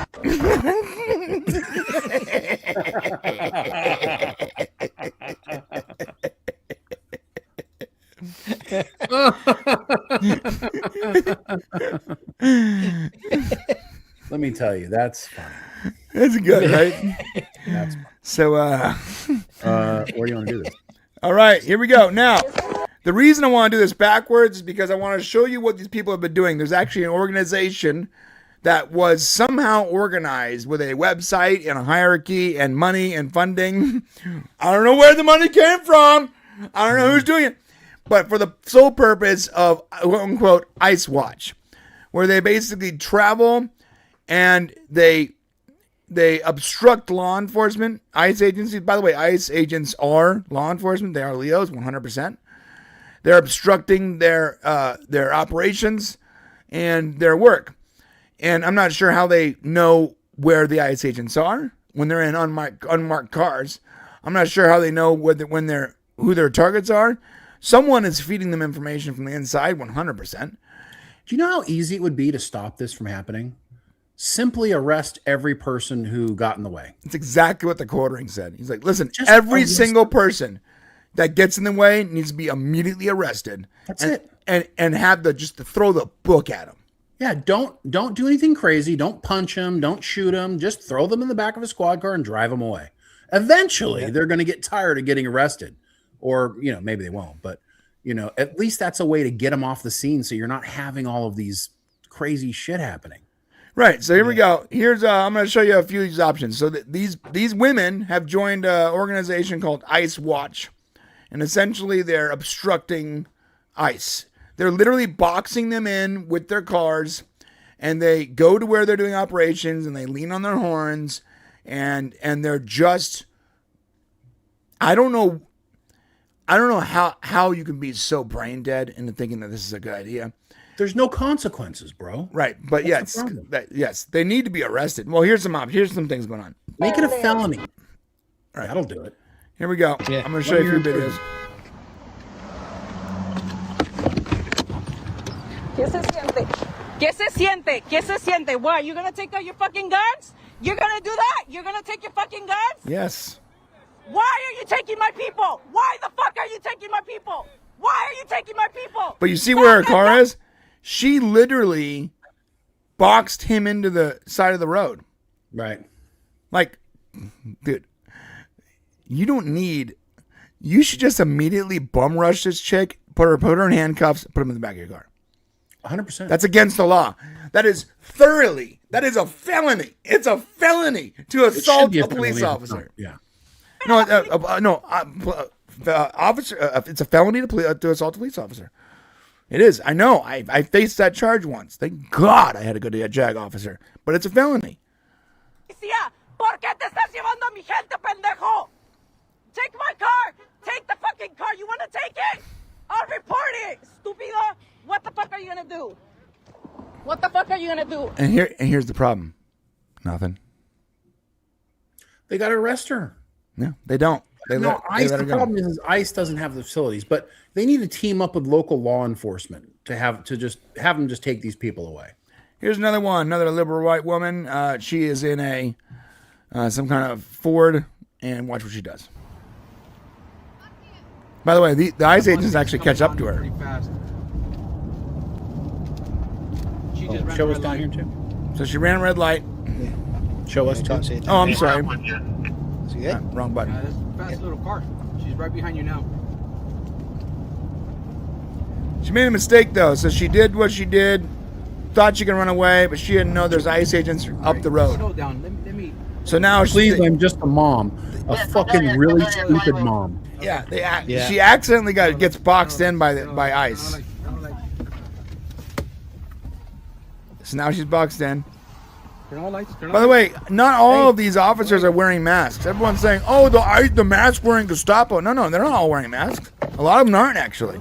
I don't understand why it even matters. It's the ones doing operations where they don't want their identity to go to the illegal cartels. Come on. My point is I don't understand why. The only reason people care that they're masked is because they can complain about it. Because they don't need to know what they look like. The case will be referred over to Homeland Security investigation for prosecution. So she goes from being this ultra aggressive, obstructing liberal mom, but the second she's boxed in, she's like, "Can I please just go? I'm a mom. Please just go." Now this guy actually does let her go, and can I tell you guys something? That was a mistake. It was a mistake. She committed several crimes aside from running from a police officer. Several crimes here. She should have been handcuffed and thrown in the back of that paddy wagon. There needs to be examples made of these idiots. 100%. You need to suffer the consequences of your actions, especially these premeditated bullshit. Right. This is your last and final warning. So he gives her a last and final warning. Now, it's very nice of him to give her a warning, for sure. But you know what? He shouldn't have given her a warning. There shouldn't be a last warning. He already gave her a warning. She should be in cuffs. right now. She should be in the back of that police car and heading to whatever detention facility they have. She needs to be in cuffs. They don't have enough facilities. Let's get some more. These people, their examples need to be made of people that are breaking the law. It's just that simple. For me, I was going to bring this up anyway, but these people, it's tragic what's happened to this woman. Yeah, that we're going to come on to, but they are just sheep, essentially. They follow the herd. Mm-hmm. It's the shepherds that are guiding them into those places I've got a problem with. The politicians, they're the ones that also should be held accountable, finally, once and for all, because, I live in the UK, but straight away, I went on X when this was all kicking off. I saw the mayor speaking out and saying, what is it? Fuck ICE, he said. That's what he said. That guy's such a retard. Blatantly. And it's like, you are part of the problem because you're inciting these sheep to go and do it again. Yeah. And the trouble is, that's a tragedy what's happened because that person thought she could do it. But I guarantee you, over the next few weeks, there's going to be more tragedies because these politicians have rolled these people up to go and do it again. Oh yeah, and we're gonna get there. Problem. Yeah, I'm trying to tell this whole story. We're gonna totally get there because there is a massive protest, and I believe these protests and these inciting events are bought and paid for, and all for the purpose of bringing down this country. That's right. it.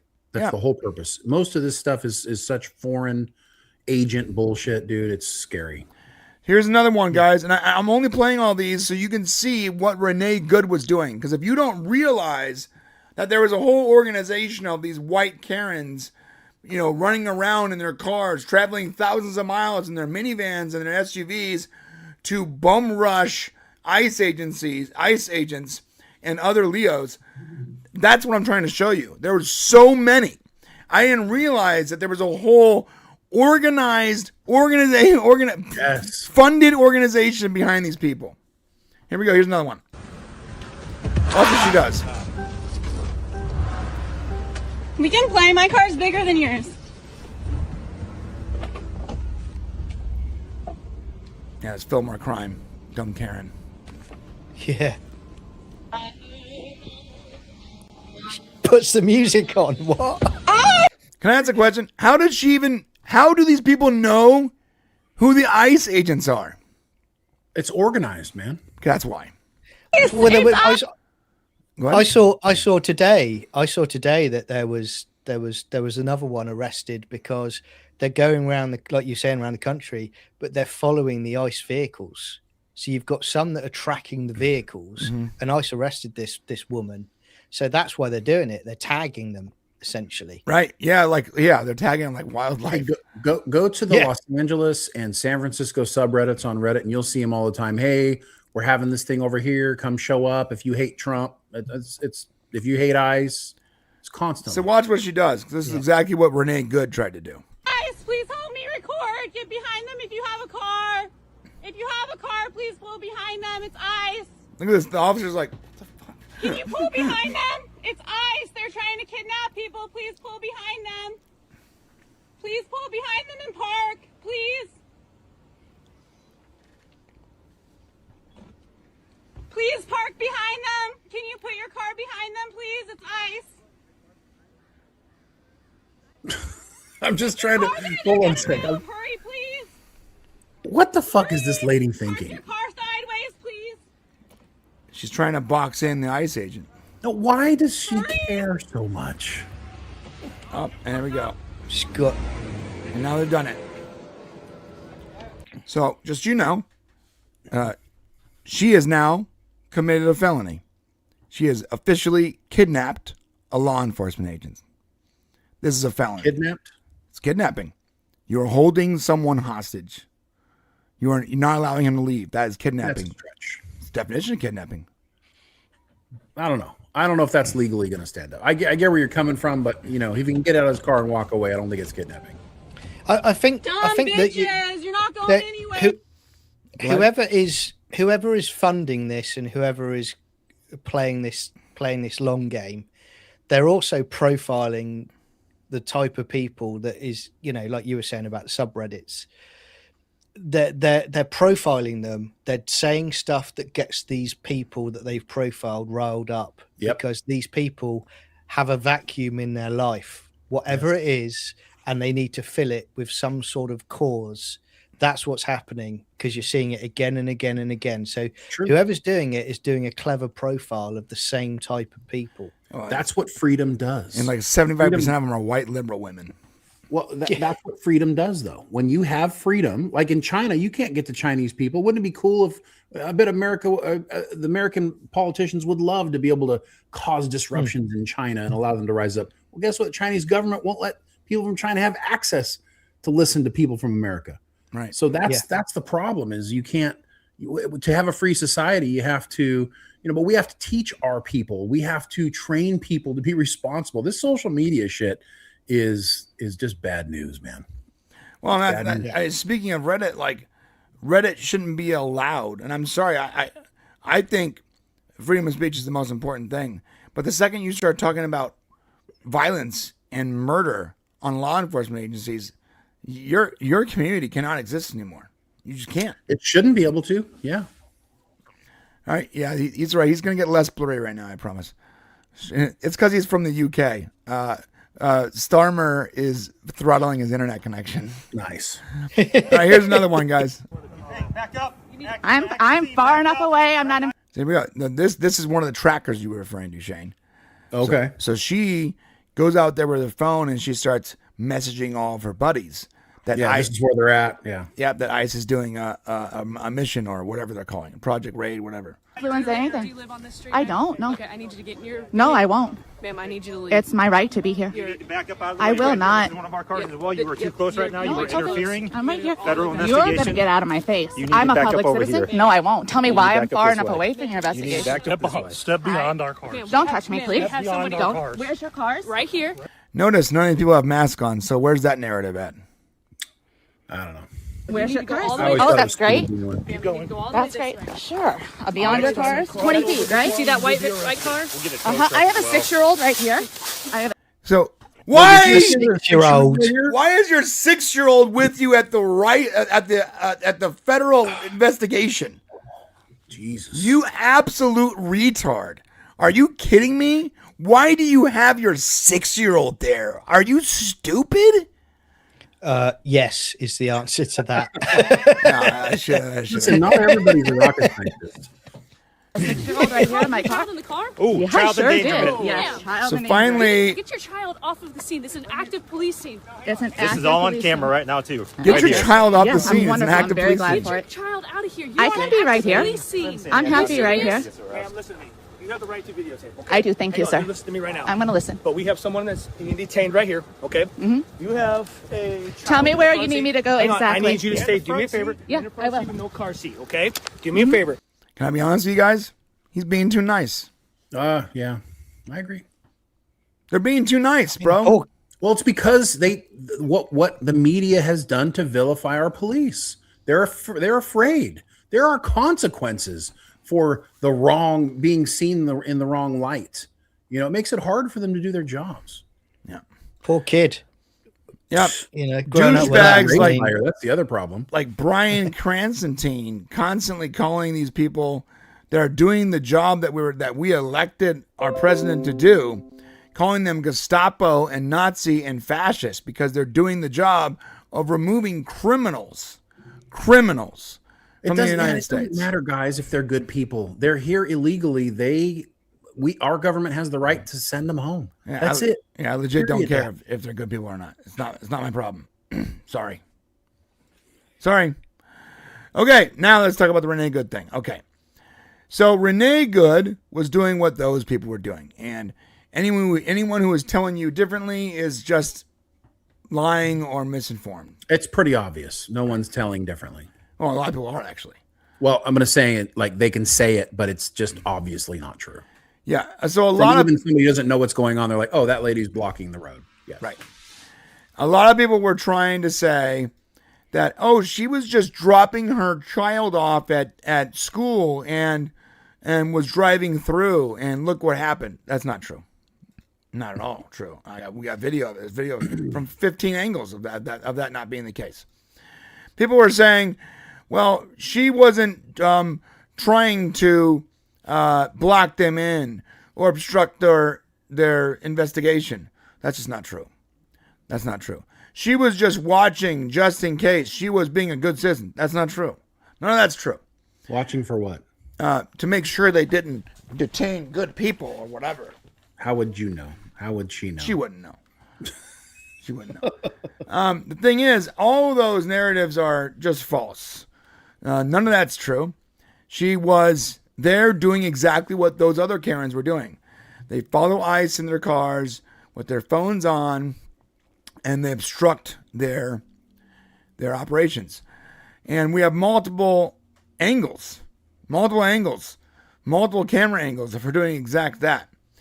Here's what she. Here's the first proof of what she was doing here. I'll show you guys too.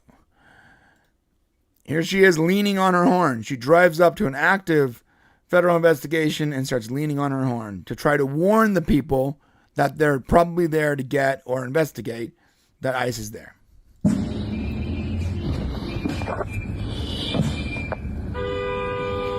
There she is leaning on her horn.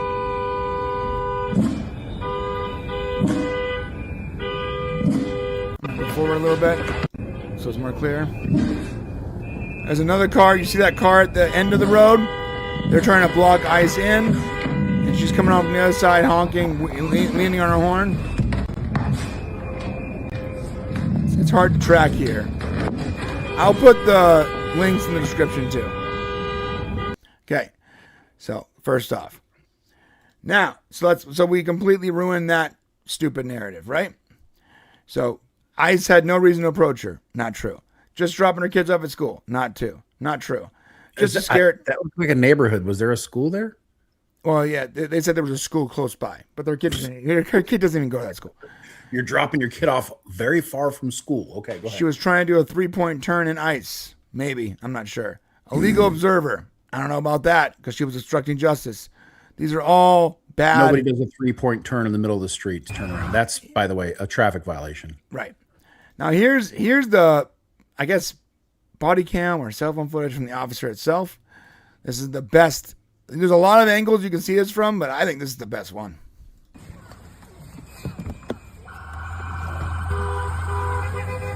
You can hear her honking still.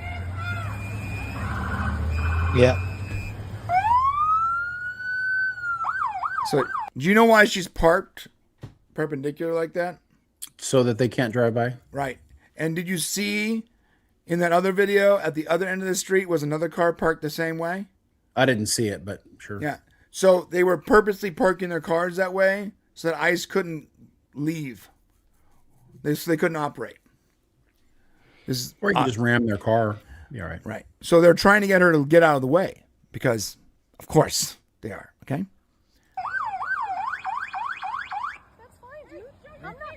Oh, and people saying, look at she said, that's fine, dude. I'm not mad at you.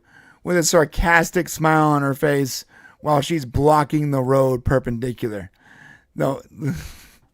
I mean, can I also say, we talked about a couple of minutes ago about the fact that a 6-year-old was taken to it. If you watch the video through as well, they bring their flipping dog with them as well. Oh, yeah. So she's there with her wife. So this woman left her husband and 3 kids. Married a woman, got radicalized by the left, lost custody of 2 of her children, and now is living with her lesbian wife. Where's the lesbian wife in this? I didn't see her. She got out of the car to film. You see her because she wants a viral moment, Shane. So it's not they didn't set this up at all, guys. Oh yeah, it's not set up at all. Yeah, There's Who gets out of the car to film before anything happens? Oh yeah, and there's footage of that too. There's her footage also that was uploaded, but this is actually the best footage. So she was radicalized by the left her husband, lost custody of her children. Now she's in another state with her lesbian wife, obstructing ICE. This is a tragic tale of something that could have been avoided if politicians, influencers, and the mainstream media weren't constantly radicalizing brain dead idiots. Governor Tim Walz will save us. No, he's not going to save you. Okay, so here we go. That's okay. We don't change our plates every morning, just so you know. It'll be the same plate when you come talk to us. There's your wife. That's fine. U.S. citizen, former fucking you want to come at us? U.S. citizen means I can do whatever I want? Go get yourself some lunch, big boy. Go ahead. That's the wife. So she tries to get in the car for a second, and then her wife, her wife, for some reason, the second she says you're going to be arrested, she takes off, and yeah. Now listen, what Mark says is right. Just going to say it. I don't think she was trying to straight mow him down. I think she was either wanting to clip him and get away, or hit him by accident while fleeing arrest. Still justified. Yes, I agree. Yeah, I don't think she was trying to hit him. I don't think she was trying to hit him. Yeah. But the fact of the matter is she did. But she hit him. But she did. And the second he said, you're going to be arrested, is when, and you see her wife had her hand on the door like she was going to get in the car. Yeah, show it again. Look at. She's out of the fucking car. Get out of the car. But she's like, look at her face. She's trying to get in the car, but her wife's like, no, I'm not getting arrested, and she's going to try to flee, runs into the officer, and then gets shot in the face. Oh, yeah, her wife did tell her to drive. You're right. Yeah, listen, you can see her on the face. Oh, there it is. Look. Oh, drive. Do you know what I found fascinating this week as well? And then they're mad that guy called her an effing BSETH. I'd be mad too if I just got hit by a car. I'm just saying, guys. Well, I was just going to say as well, all week from when it happened. Funnily enough, this has been the most thing that's been on the news this week, ahead of Iran in the UK. This has been on the news at 10 throughout the week in the UK. Of course, it has. You know, it's but do you know what I have not heard throughout this at all is the fact they go on about she leaves behind kids. That's a tragedy, yes. But there's no talk about the ICE agent that probably has family as well. And potentially they could have been without a parent. They could have been without a family. He has a wife and a kid too. Yep. There you go. So if a car's coming at me, you know, and I'm not trained like these guys, if I was holding a weapon for the first time and somebody comes at me and hits me, reflex action, I'm going to hit that trigger. I'm going to shoot. You know, because it's kill or be killed, isn't it, in that situation? But I would argue there is an argument that he didn't have to shoot her. Sure. There's an argument that he didn't have to because she makes contact with him. The car's moving to the right. When he shot her, he was not in danger any longer. So when he shot the second time. Yeah, but that first shot was him shooting as she was accelerating. Yeah. The second time that when he killed her, he probably was out of harm's way, and they will look into that. I promise you. But sure of it. A bigger problem is, you know, why have they not addressed this? You know, why have they not said, okay, here's what we've got happening. We're being blocked in by vehicles in neighborhoods, you know, everywhere we're going. How are we going to handle this? And I would argue that ICE's, administration, their leadership is they're so focused on getting people out of the country because that's what they're supposed to do. They need to also focus on, you know, taking care of scenes, making sure that they have procedures in place to be able to handle this. These people need to be arrested immediately. This should have never happened. As soon as she pulled up and did that, she should have been pulled out of the car and arrested, period. Right, yeah. You know what would have saved her life? Well, her not being there, number one. Number two, arresting her before it got here. Exactly. Now, here and someone maybe said... they'll do that now. Maybe they'll go, right, okay. Oh, maybe. Straight away. They need to, yes. Maybe. Now, listen, Christopher here says, but it all happens in a split second. Yes, and I want to show you that split second. So the house across the street on the Ring camera picked it up. Here we go. Here's that split second, everyone. It's literally like 8 seconds of video. Boom. Look at this. It happens quick. You see him getting hit? He got hit. At what point does he take the shot? Right. Ready? Right. Bang, bang, bang. So he was shooting while he was being pushed. Yep. That's fair. Sorry. Yeah. I mean, as I was saying, you know, I'm no trained person, but certainly in that situation, if it was me, Yeah. I'd be like, I've only got a split second to make a decision here. He doesn't know she's not trying to kill him. Well, Yeah. also, this is the same guy, and there's an argument to be made that maybe he shouldn't have been at work. He's the same guy that like 6 months ago or 3 months ago, whatever, got hit by a car. Right. He was dragged and hit by a car like 3 months ago or something. He's already thinking, like, how am I going to deal with this in the future? Right. Yeah. He's already made plans. Like, for the next time a car is coming at me. He's going to shoot somebody. Right. Yeah, here he had stitches and everything. Like, that guy, he ran over 6 months ago. Yeah, poor Yeah, he wasn't going to motherfucker. get run over again, brother. Blimey. Yeah, okay. So, this is the problem. We've established that all their narratives are bullcrap. She wasn't there to drop her kid off. She was part of the Ice Watch organization. Do we know who's running the Ice Watch organization? No. We do know that's well-funded. It's well-informed. They have an organization and a hierarchy. They have a website. They have social media accounts. It's a real, organized, funded organization, which is crazy. That should not be allowed to exist. Period. The end. There should not be an organization funded by anyone that is for the sole purpose of obstructing law enforcement. That's insane. I'm not sure why that exists. Private company that is running it. The name is BL Inc. Interesting. My question, guys, is why isn't that being investigated by the FBI? Cash Patel, can we get on here? Can we do anything, Cash? Because you're like the most ineffective person in this organization. I don't understand what you're doing. Maybe you're doing stuff we can't see yet, but this is easily something that should be investigated. Okay, number one. So she was not there to drop her kids off. She was part of the organization. She did hit the officer, as you can see in the video very clearly. People saying that she didn't hit him are just lying to you, or they haven't seen the video. More than likely, they're lying to you because they're trying to protect their stupid narrative, because they're politicians that want this to be the next summer of love. They think that it will help them in the midterms. Number three, and first, and the most important thing, why all of this insane outrage over this, but never any outrage for anything for real American citizens that are just minding their own business? Can I just please show you this clip from this man? His name is Gene Robinson. I did not know and see him until yesterday, but he has some extremely good words of wisdom, and I think that I couldn't say it better than he can say it. Shane, John, check it out. Funny how silence works.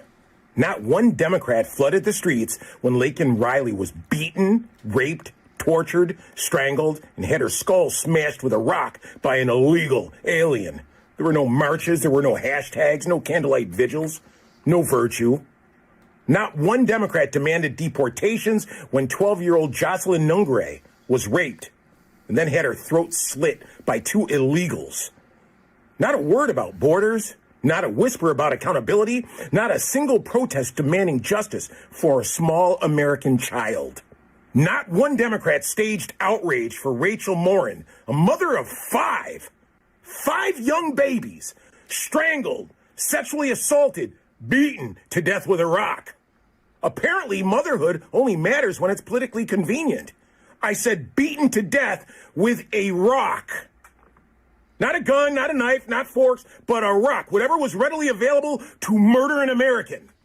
Not one Democrat tweeted a single syllable about Dakara Thompson after an illegal sexually assaulted her and then chucked her off the bridge like she was just trash. Silence. Absolute silence. No emergency panels, no breathless press conferences, no moral panic, no calls to dismantle the policies that imported the predators who did it. But let a white liberal woman ram a 4,000 to 4,700 pound vehicle into an ICE agent, and suddenly it's a national emergency. Suddenly it's protests all over the place. Suddenly people are showing up at federal agencies, standing and impeding progress. Suddenly it's tears, whining, crying, gnashing of teeth. Suddenly it's hand-wringing about law enforcement and state violence. That car wasn't a misunderstanding. It wasn't confusion. It wasn't fear. A vehicle at that weight is a deadly weapon. Period, point blank. So cope. That's it. Yeah. Well said, man. That's it. Couldn't have said better. And it's not, the reason why there aren't any, nobody cares about Riley Lincoln on that side and all that stuff, because it's not about the tragedy. It's not about what's actually happening to these illegal immigrants being deported. They don't really care about that. They just want to fight the opposition. That's all they care about. They don't care about people. All they care about is winning. That's what it is. They just care about winning. Can I say, guys, as an outsider, I actually think, I don't know when it will be, but I think you are going to have a second civil war at some point, because I don't know how the two sides coexist. When like literally in this situation, you've got exactly, because you look at this now. I've had my opinion. Millions of people have had their opinions on what's gone on. But when I said earlier about the mayor coming out straight away, and he's basically going, fuck ICE.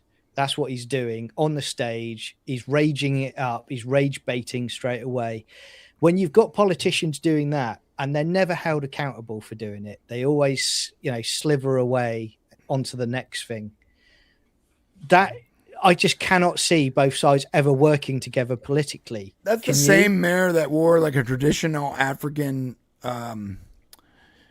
clothing and went to George Floyd's funeral and threw himself on the casket crying. That's the same guy. Hey, the truth of the reality, John, is that there's not going to be a civil war, and I'll tell you why. And it's because the two sides don't need to agree. The reality is that the majority of the people are silent. So the majority of the people are being quiet. If there was a civil war, you'd have about 75% fighting against this lunatic bullshit, maybe 80%, because it's only about 15 to 20% of these fringe fucking lunatics over here that are acting this way. So if push came to shove, all of the people who are silent, sitting in the middle, who just kind of want to make it through their days, but honestly are like, this is all bullshit. They just don't say anything, but they're out. There's millions and millions and millions of them. So at some point we need to get our media back, period. That's what needs to happen. So we get some sort of reality check on what the fuck's going on. Perfect segue, because you're right. I'm going to show you a couple that is the silent. There are people that aren't involved in all of this whatsoever, but they've also been lied to by politicians and the media, and they've been told that Leos are Gestapos, Nazis, and that this is the Holocaust 2.0 because we're deporting non-citizens, right? Illegal aliens. These people are the silent, but they're the silent that have been lied to. Now, while they don't want to be involved in this, while they just want to live their lives and go to work and take care of their children, they've now been thrust into this battle. Now, this couple ordered DoorDash. Their DoorDash driver got there, and ICE agents were following her. So what did she do? She ran into these people's house and went into their basement, and now she's hiding in their basement like Anne Frank. While the Gestapo are outside the door, kindly asking for the couple that lives there to open up the door. Here we go. That's fine, but I don't want to open the door if they don't have a warrant. Because this was my DoorDash lady. I don't even know the lady. She just ran to my house. All right. I have a baby here. Like, I really don't know what to do. I'll open the door if the police, say that I have to open the door, but I don't know what to do. This lady just was shot yesterday. Now I ordered fucking food and there's people outside my fucking house. Cheyenne, I'm on my way, okay? So she's talking about Renee Good, who was shot.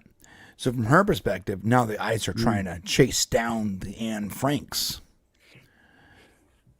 And she's just a regular person living life. She's not out there chasing ICE agents, impeding law enforcement. They're just trying to live. Being manipulated. But she's been manipulated. And then the Hispanic lady runs into her house and hides in her house. And now she doesn't know what to do. Can I give you some advice, lady, if you ever see this? Open the fucking door. Open the door and get out of the way. This is not hard. It's not hard. What do we do? They're looking at everything. So her cuck husband tries to also get involved, and he's clearly afraid. Let me tell you what they did with Anne Frank's family. They fucking killed her family. Okay, let me tell you what they did with all those people that were hiding from the Gestapo. They fucking killed them. Do you know what these ICE agents are doing? They're deporting people back to the country they came from. They're not killing them. They're removing them. It's two totally different things. Stop being idiots. It's really, really frustrating. So her husband goes on and be like, "Hey guys, we're not a part of this." He's like, "Literally, we're not a part of this. Can you just get us a warrant, please?" He's like, "Can you please just provide a warrant?" His wife is clearly like, "They can't come in with that warrant." And he's like, "I don't know what to do. Can you please get a warrant? My wife won't shut the fuck up." Well, and this begs the question. I need to go back smoking weed. Come on, guys. What makes her suddenly want a warrant? Right now, they've already identified themselves as federal officials. They're trying to get this. She knows what's going on in her country. Does she really want to be the person who stands in the way of the federal government from getting their person? I mean, she's, this is how the news media has corrupted her. Now, did you not see that woman died doing something inappropriate with the police? You need to get your kid and get out of the house, lady. Okay, just go out the back door and wait till it's all over. All right? Right. Yeah. If they were coming in to murk that lady, that would be something different. Maybe we have a different conversation, but that's not what's happening. Yeah, they're not. And they're all polite too. They're like, well, miss, can you please open the door and come, can you just talk to us? Like, guys, Gestapo ain't knocking politely at the door. We got some burgers out here. Come on guys, out. Not gonna cause it. We just really we need to deal with this. Can you please open the door and let us talk to us? And she's like, all right, bring a warrant! Bring a warrant! She's like freaking out, bro. Oh my god. And Frank was an immigrant. No, right. John, but thank you for that. So we have one more story. I'm gonna activate the members thing real quick before we go into it. We're going to talk about foreign politicians. So we're going to touch on foreign politicians here and foreign politicians abroad, a.k.a. John's fun people. You got a few super chats to go through, too. And we're going to do that, too. But let me start the members-only stream. I'm going to give it, I'm going to say 10 minutes is long enough. Nice. Yeah. So in 10 minutes, we're going to members. If you want to become a member and you're not a member, hit the join button bottom left. It's that simple. In the members section, we get even more unhinged. John gets really racist. Shane takes his clothes off. It's a really fun time. I suggest you come check it out. We're going to be there in 9 minutes and 40 seconds. So let's talk about these. Let's do super chats and that's the last story here. There we go. So from Chappie for $2, thank you. Send him to the new Pens DeSantos built in Swamp. Oh, you mean the Alligator Alcatraz? And we're not even selling that shirt. We're not. It's not even our shirt. This is someone else's shirt I got for free. Yeah, it's a good point. And did you get John's misogynist? Brian is misogynistic. I did. I got just want to make sure we say misogynist a few times. Yeah, I'm a massive misogynist. You like to give massages? I'm thinking. I love to give massages. I'm a misogynist, masseuse. Look, I don't think the people that say, "Oh, repeal the 19th or 12th, whatever it is," like the women can vote thing. Like, I think that's nuts. Whenever they say that, I say, "Stop it." But then I see Karens like this, and I'm like, well, maybe they have a little bit of a point. I wonder, because my wife is not like this. My wife is a intelligent, smart, reasonable, logical person. I want my wife to be able to vote, not just because she agrees with me, but because she's intelligent and she doesn't buy bullshit. But then there's women like this, and I'm like, I don't know. You know, what percentage, I wonder, of these people are gay? Oh. You know, because I got to tell you, gay people are highly active individuals. Like, they are the ones who are going to go out and really get involved in shit. You know, whether it's joining the military. And the reason why is because they can't build their own, like, nuclear family, really. Right. So they got to, like, tie themselves in external things. Like, a lot of gay friends that I had that were in the military, they all were very, like, active outside their lives. You know, they did hiking, they did groups, they did organizations, all kinds of shit. And it just makes me wonder, with not a lot to do and to going on, if a lot of these gay women, especially, it seems like I haven't seen any gay dudes out there really. A lot of these gay women have gone out there and have been like, you know what, we need some shit to do this weekend. Let's go fuck with ICE. The gay dudes are like, we don't have time for that. We're too busy having tons of awesome sex. So, there you go. Well, it's really easy for us, and there's lots of apps. Meanwhile, the lesbians are like angry all the time. They have nothing better to do. They do call them angry lesbians, right? Like that's like a thing. Like Yeah, angry lesbian. Yeah, and you know what's funny is, I mean, it's not funny. It's actually sort of sad. But domestic violence is highest in lesbian marriages. Really? Which is I didn't know that. when I heard that, I was like, that can't be true. It is. I thought the biggest violence in relationships was, you know, white tank top owning men. Yeah, that's what the media says, but that's not true. It's actually lesbian marriages. Interesting. Okay. The things you learn. John says, Brian, check out Canada's NICE agents. Google it. All right, I'll check it out.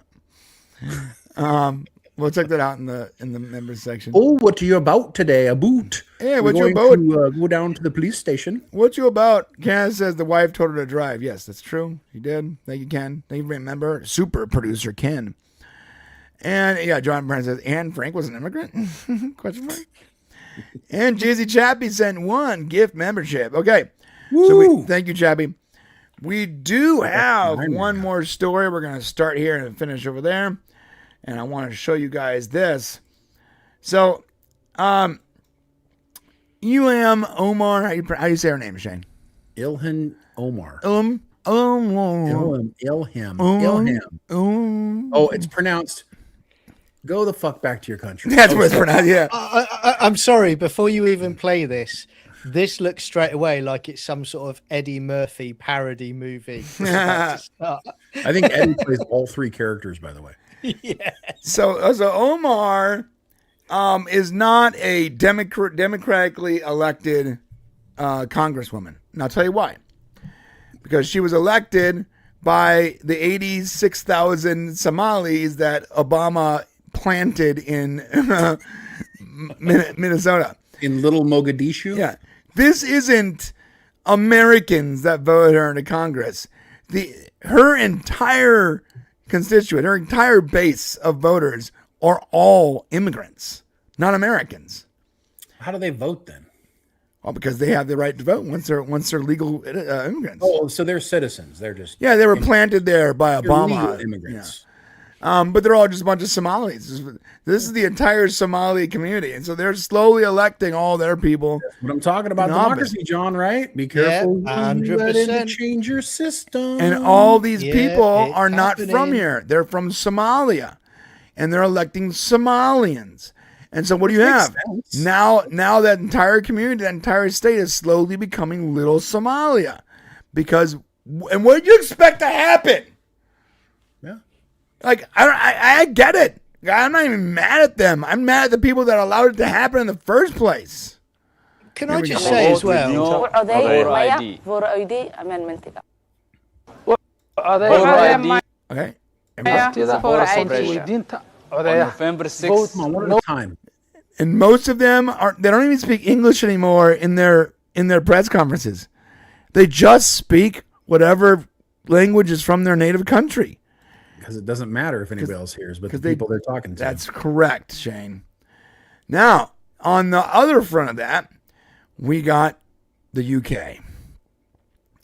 So I'm telling you right now. See you later, guys. Listen, I believe entirely, totally, without a shadow of a doubt, that if you weren't born here, I don't care if you're a legal immigrant, you should not be able to run for office. You have to have been born in the United States to hold any kind of power in the United States.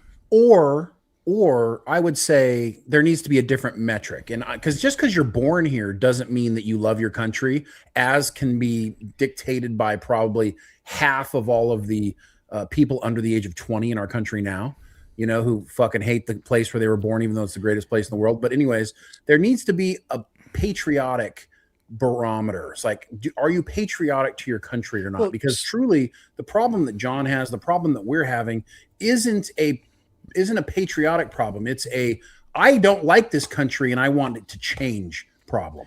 Yeah, but there's no way to measure that. But you can say, "Oh, are you born here? Cool." What we're seeing is a lot of politicians being elected into office that aren't even from this country now.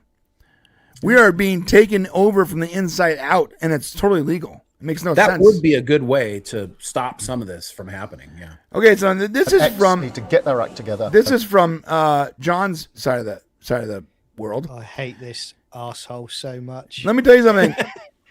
Everything we're seeing today has brought to you by X. Thank God Elon Musk bought Twitter, because his actions allowed us to see all the camera footage, all the angles, to see that we were being lied to about this Renee Good thing, to see that there is an organized political system, organization in place stopping federal agencies from doing their jobs.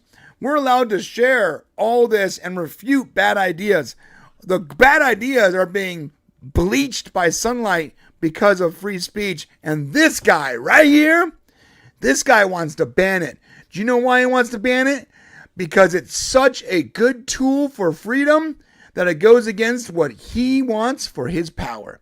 Yeah, you're right. Yeah. And guys, we have no idea how lucky we are. No idea. No matter what you think about Elon, you got to thank that guy, because he literally saved us. Think about it right now. Everybody right now, we would not be able to do this on YouTube. We wouldn't. We would not be able to have these conversations if Elon hadn't bought Twitter. So we're gonna guys, we're going to the member section in 30 seconds, and we're gonna go out with this guy playing. Okay, I want you guys to come finish the conversation with us in the member section. Love you guys. And come back tomorrow for John's channel. Links in the description for our Stargate and Supernatural streams. I'm playing this. Disgraceful. It's disgusting. And it's not See you in the member section to be tolerated. X has got to get a grip of this. And Ofcom what's not to be tolerated? Freedom of speech? Freedom of ideas? This is wrong. Real information? It's unlawful. We're not piece going of to tolerate shit. it. I've asked for all options to be on the table. It's disgusting. And X I think you're needs to get disgusting. their act together. I think you're we disgusting. will take action. Wipe the cum off your this. chin. It's Power grab. not Power tolerable. grab. Disgraceful.